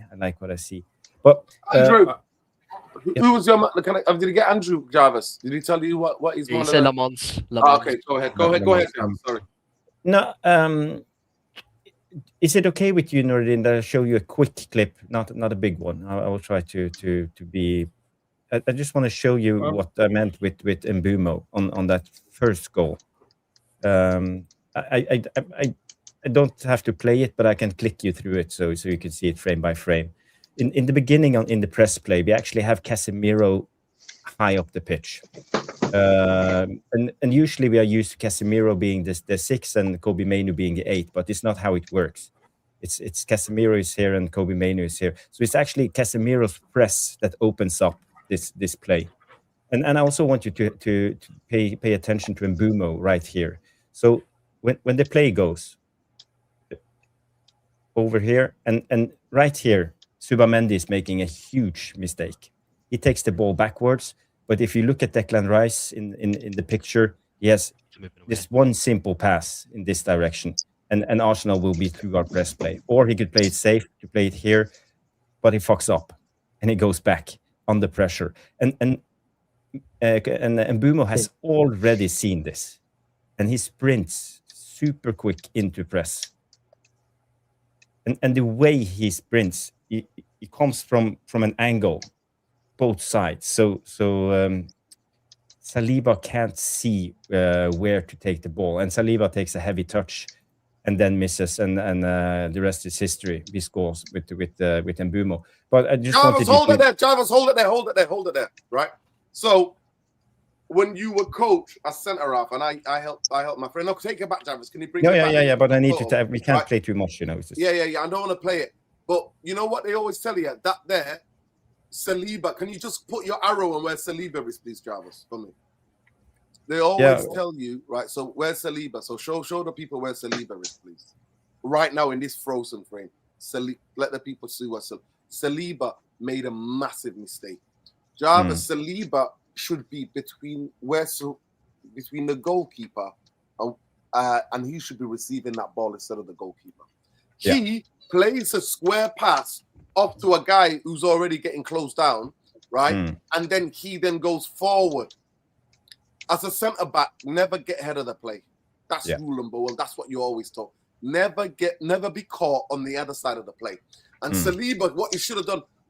What if you take it back by frame, Jarvis? So take it back. Yeah, he should have dropped back instead. Yeah, he should have dropped back. Now when the pass goes, he should drop back. Yeah. And then he should have dropped back, and then he should have played it to him. Then he should have played it to the goalkeeper to go out the other way. That's what should have happened. But they didn't. Saliba gambles, and then he's stuck, and he pays it because you know why? When he receives the ball, he's already on his back foot. Look, the back foot of Subamendi. He's not on his toes. He's on his back foot. Yeah. So that's why the ball, he can't get a proper contact on the ball. But that's it, Jarvis. I'll give us a lot of credit for the press, but the reality is that Arsenal fucked up there. They have all their options open. We press them, they cough up the ball, and we let them pay. That's about it.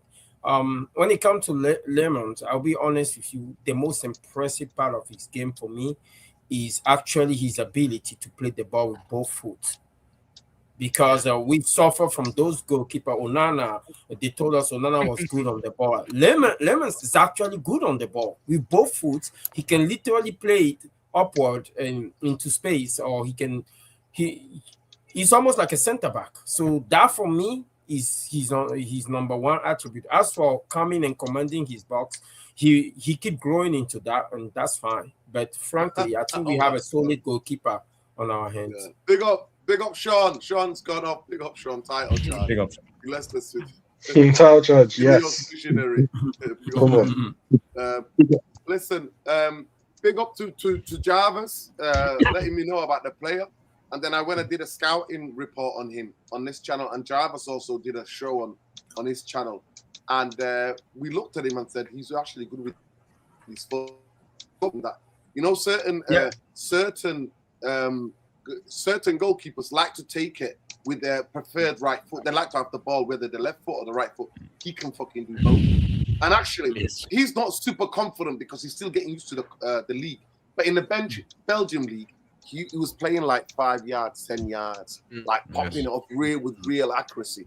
He's still getting used to the culture. He's still getting used to into this league. So I expect Lamins to improve further. Really, I expect him to improve a lot. But yeah, has everybody got their man of the match? So, Luani, did you get your man of the match? You said Casemiro. Why is he with Roy Keane and Gary Neville hating on the? No, they're not hating on him. No. Gary Neville, listen, Gary Neville is in bed. with Ineos anyway. He can fuck off. I don't listen to a word that he fucking says. It's getting there. I am not in bed with Ineos. I am not. Disclaimer, Listen. okay? Nuruddin, I love you. I love this channel. I love my brothers. Fight the good fight. I will always support you guys. And I'm not even joking, you know. Sometimes I like to rile you up a little bit because I know what you stand for. Can't rile me up. You know what? I've lost Can I my just voice. can I just come that Try to rile me up and one I've lost question, my voice. Lani? One question, Lani. Do you take back what you said though a few months ago that Ineos the Ineos recruitment staff are competent people? Do you take back what you said, or do you still believe they're competent people? I will reformulate it. The Glazers are vultures. That is a fact. Ineos is in bed with the Glazers, so yeah, they're vulture by association. But Wilcox and what's his name? Vivel. No, not Berada. No. Berada is the reason why we fuck up in the first place with Amorim. Vivel and Wilcox are footballing people, so I trust their competence to a certain level. Whether the Glazers and their way of managing the club become a limitation to their competence, that's a question that we'll have to answer in the future, seeing the way the team does. But they are definitely footballing people. And you see what Jarvis just said, that they're probably the one that approved the appointment of Carrick and his management team. So on that one, let the credit stop with those what we two. link with Ndidi then? Why we go for Ndidi if they No. The Ndidi thing is rumors. We never go for Ndidi. Facts. We'll never go for Ndidi. We never go for Ndidi. No, he's a dud. He's a dud though. And that knocks his cheek as well. Come on now, man. Let's wait for their next signing. Let's not speculate. Let's wait for their next signing. Loan deal. And you say they're competent. They should be buying players, not loan deals. We're not shopping in Poundland. Lani, I was glad you mentioned Mr. Potato Head, and I'll probably let you off of Vivel because Vivel's just only came in. But the one person that everyone gets a wee bit too giddy, is because Mr. Wilcox himself, Mr. Weetabix. Yeah. The way you're saying this, mate, I'm sorry, man. He just doesn't have a fucking Scooby-Doo what he's doing with his job, man. The fact that he is seeing what's going on in the pitch, yes, it's brilliant. It's it's fantastic.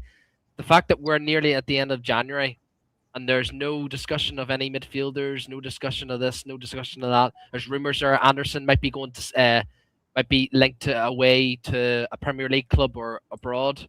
Like it's a fucking disgrace. Like what are they doing every day in Carrington? They're literally going in there, watching Netflix series and watching TV, bro, and just watching highlights and stuff. That's what they're doing, bro. They don't care, man. And you can believe Lani if you want to believe about Weetabix because they're footballing people, but they could be footballing people, but haven't got a clue on how to run a football club or how to run footballing operations.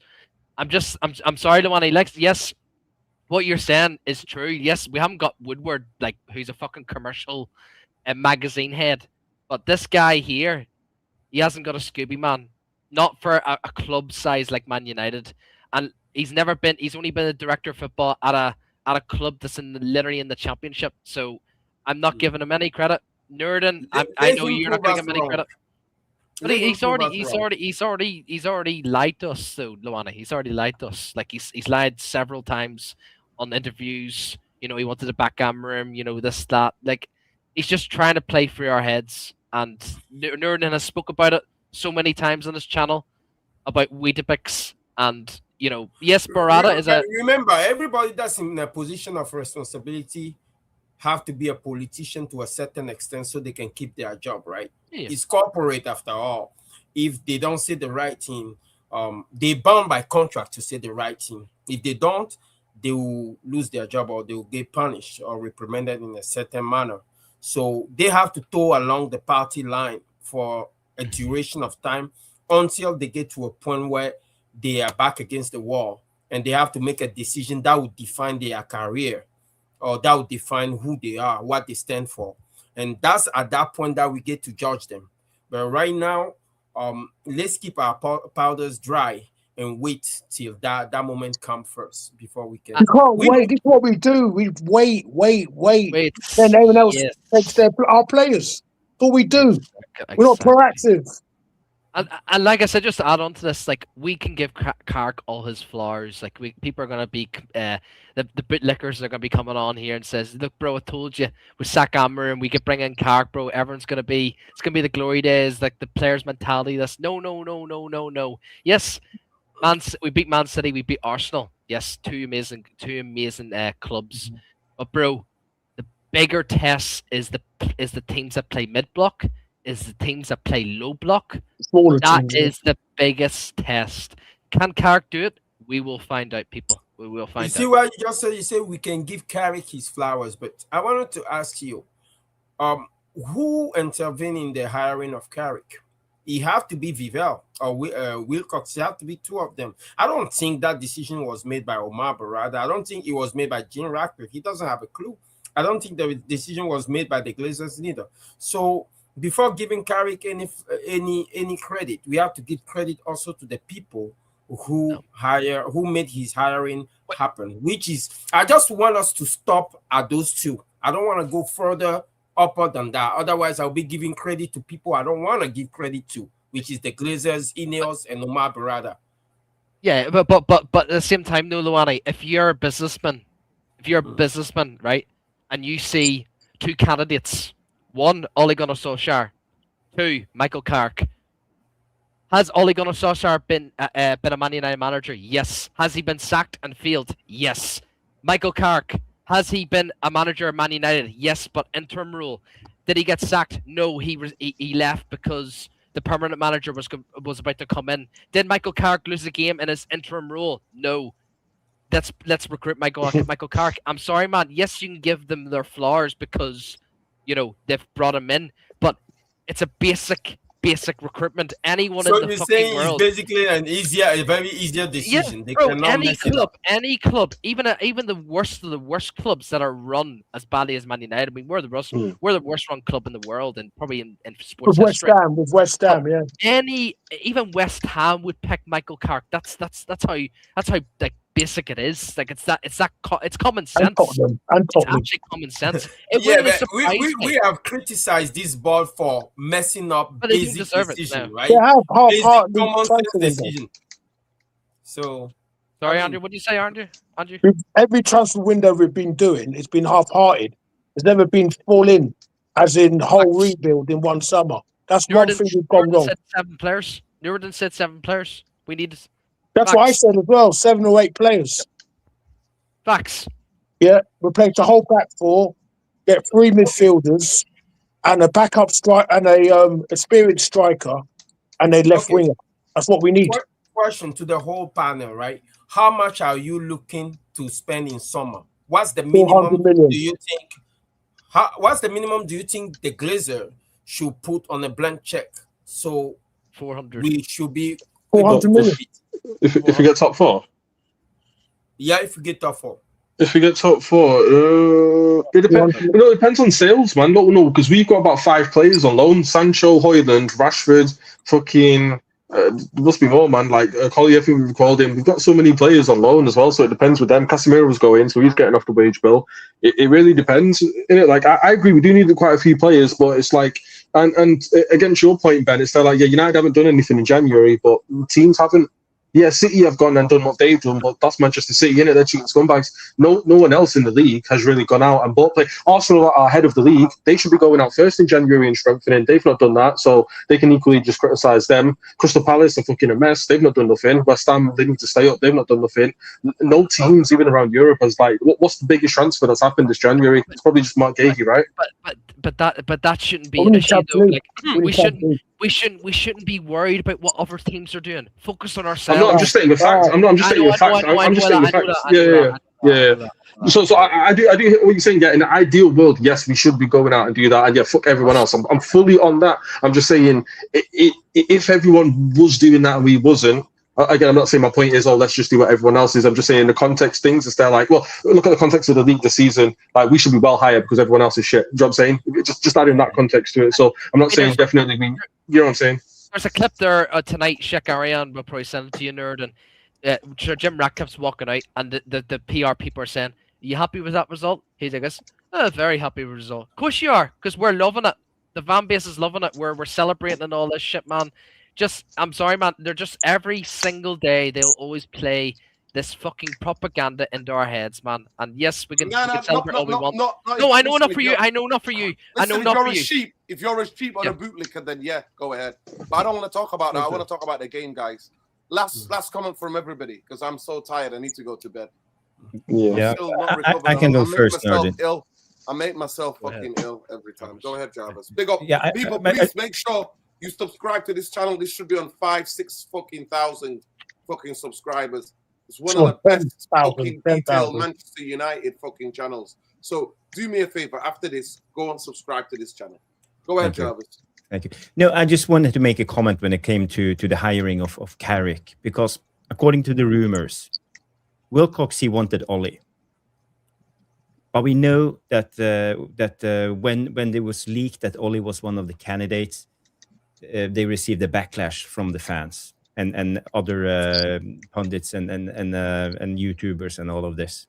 So I believe Wilcox didn't make this choice. I think it's the PR department that decided that Carrick was their man, because it wasn't a football decision from the director of football. It was clearly a PR stunt just to calm down the fan base, because it was about to be a full-blown shitstorm. And they knew that Ole wasn't the guy who could settle down the fan base. So Carrick was chosen by the PR department. You know, I think that's the truth when you think of it. So again, I wouldn't give much credit to Ineos and Wilcox on this anyway. Okay, fair play. In terms of the performance, Jarvis, can I just ask you, looking ahead, Manchester United have beaten big teams before. We've been here before. We've seen it all. We've fucking seen it all, right? Next week's test, full of from fucking calm the fuck down. Yes, it's good bantering fucking Arsenal, but this team, I don't believe, changed overnight. Yes, they're in a better shape. He's playing players in position, and we're playing a bit more tightly. Next week, we're going to have to open up, Jarvis. We're going to have to open up, because we need to take the game to fucking Fulham and get the 3 points. So people need to keep their fucking... I get what you're saying, but I think we still have the work rate, the physicality. You know, we have the same principles. We still apply. Work hard, stay compact, be together, work as a team. And we also have the edge now with strikers. We have the edge with Mbumo. We have the edge with Cunha, Sesko. We have players who can actually do this. And we have Dorgu. Let's hope it's not a long-term injury. He could be back tomorrow, but maybe 1 week or 6 weeks. We don't know yet. If it's a tear or if it's just a small hamstring injury. So we don't know. But for me, I think we can beat this team, but it won't be like massive. I don't think we will outplay Fulham, so to say, but I think we have the edge, you know, coming on top. We could see it today, you know, we don't need many chances. We created 0.70 something XG and scored 3 goals. So we have the magic on top, and players are in form right now. And Cunha, he looks sharp, and Mbumo looks sharp. So I actually have faith that we can go into this next period of games. Let's say the next 4 games. So at the end of February, we might sit with 12 more points in 4 games.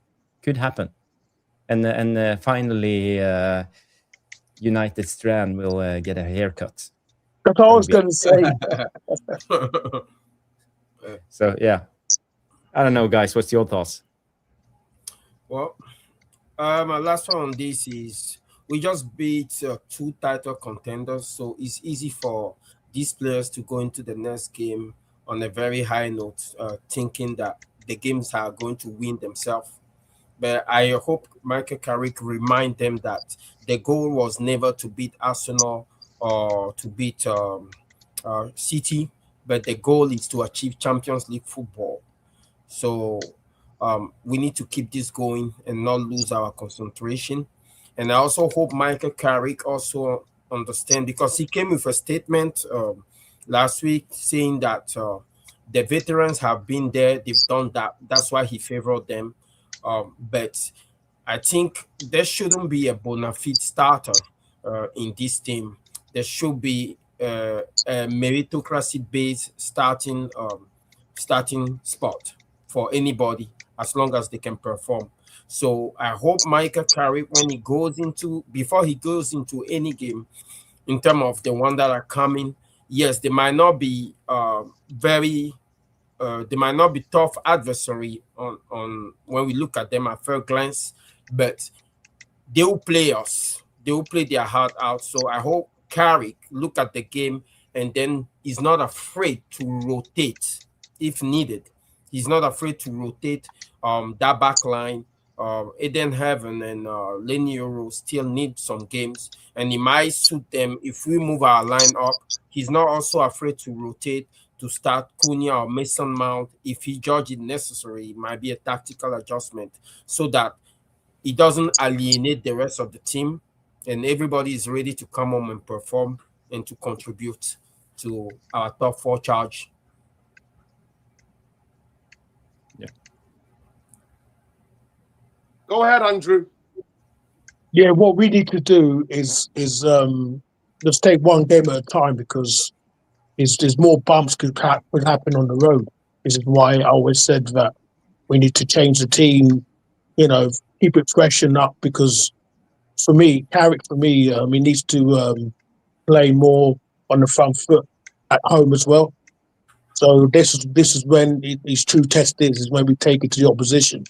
And what worries me is he's not gonna. It's how when he takes his subs off, he doesn't question the subs enough.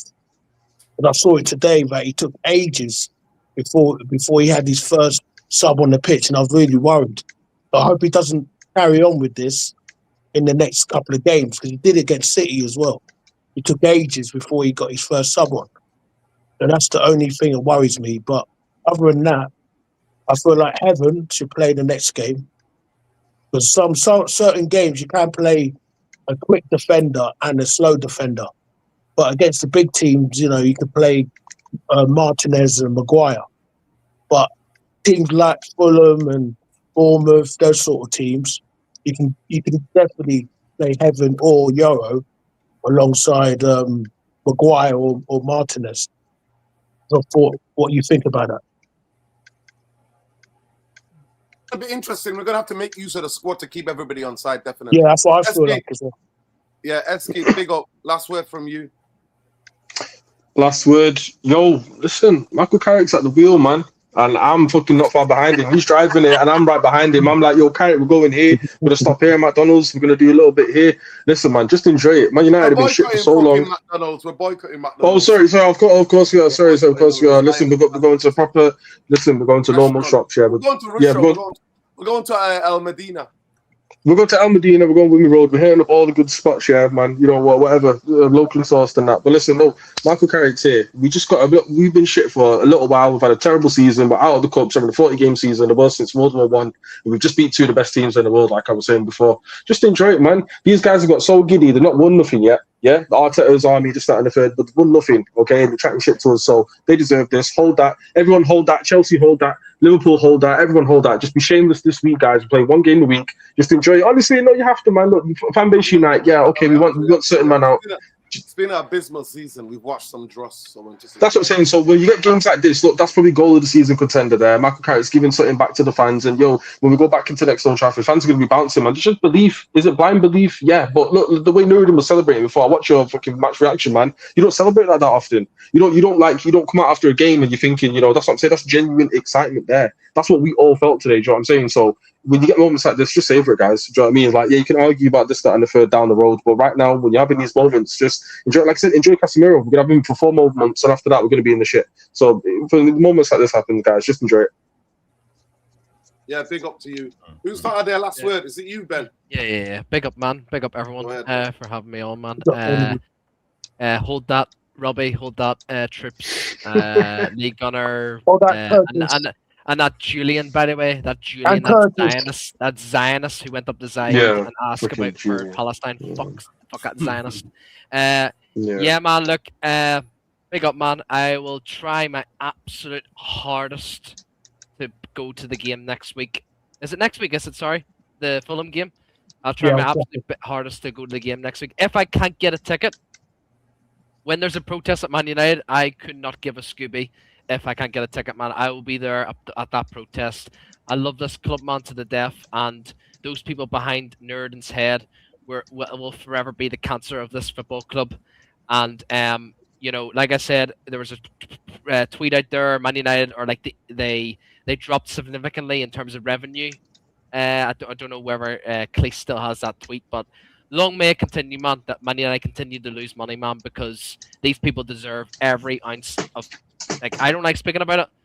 It begins with K and it ends with A, and we don't. I don't really like talking about it, but eventually, when you stay there for 20 years in a business or a football club, and you're 1.3 billion pound in debt, you deserve everything coming back at you. Everything coming back at you. And yes, they're businessmen, but I don't care, man. You sort yourselves out, pay the debt, fucking sort yourselves out, and I'll be there. I'll be questioning. I'll be asking all the 1958 people, why is there not more protests? Why is there not more of these things? Nerdin, if you're there, I'll message you. We'll meet up, man. And yeah, man. I'm glad, man. Fuck the Gunners. I mean, as much as obviously I want them to win the league instead of City, but I'm with Andrew in this. I would love Villa to do something incredible. It'd be amazing. But yeah, man. Look, I think all we need to fix up is the two things we need to fix up next game is stop taking too many touches and stop poofing the ball. Play it, just keep the ball on the ground. That's all we need to do. And these next few games are huge because some of these teams play low block, mid block. This is the next big test for Michael Carr. Can you do it, Michael? I hope you can, man. And Snurder, just finally, when you do next show with Said, tell him you need to stop telling him the Michael Carrick's at the wheel. He's going a wee bit too giddy. So he has. But yeah, big up the side, man. I'm glad he said that in front of Turkish man. But yeah, man, come on, United, come on! Yeah, big up people. Listen, big up people. I've already put the Tactical Devils. I put the link here, so please go and subscribe to that channel. Make sure you follow I've Jarvis. subscribed to him already. Yeah, Jarvis. Thank you. BOLE77. Make sure you follow Tactical Devils. Esky, you'll never see him and anywhere on socials. Make sure you check out my man. I'll give the flowers back to him, Moan Lani. Thank you, far too kind. Thank you. Manchester United were going to score 3, and he predicted. Take a bow, Luani, take a bow. Make sure you check him out. Manuel Luani in 1979. I wish I bet. I said Dogu would be player of the match. I said Dogu would be player of the match. I said that as well yesterday in the comments. Yeah. My player of the match and the poll, I can just tell you quickly, Dogu won it by a landslide. 63% Dogu, Cunha 11%, Maguire 16%, Lamins 10%. So yeah, he won it by an absolute landslide. Said in the live chat. Big up to everyone, anybody who gets involved. Like I said, make sure you follow Ben at Elmore39 on X and Elmore20 on TikTok and Twitch. He's a gamer, so go and check him out. Andrew, I always forget Andrew. Andrew Ellis, is it? Yes. Yeah, Andrew Ellis on X. Big up to you, brother. I'm so happy for the Cockney Reds because you know what? You can give it to them. You can give it to them tomorrow in work, a whole week. So big up to all the Cockney Reds and everything they're doing. So love and light to everybody. Big up Jarvis. Big up to every one of you people. And yeah, we'll see you on the next one, people. I'm going to get to bed. I've been ill already in the past couple of weeks. I don't want to get too ill. I need to get an early night bed. Love, light. Take care. Free Palestine, free Sudan, free the Congo, free Yemen, free Haiti, free Greenland from fucking Danish US for free them. Leave fucking Greenland alone. Solidarity with the Sami people, with the Inuits in Greenland. Solidarity with all the indigenous people all around the world. Fuck these oppressive systems. For free Somaliland from UAE and Israeli control. Free Syria, free Iraq, free everywhere, free Haiti, free everywhere, free Kashmir, free everywhere where people are free Venezuela. Fuck the military complex. Fuck the war machine. And most of all, win, lose or draw, regardless how much that little shit Luani tries to stir me up. Win, lose or draw. Fucking vultures out. Regardless how much Sean we stay instant. Glazers, Ineos out. Good night, people. Take care. Good night.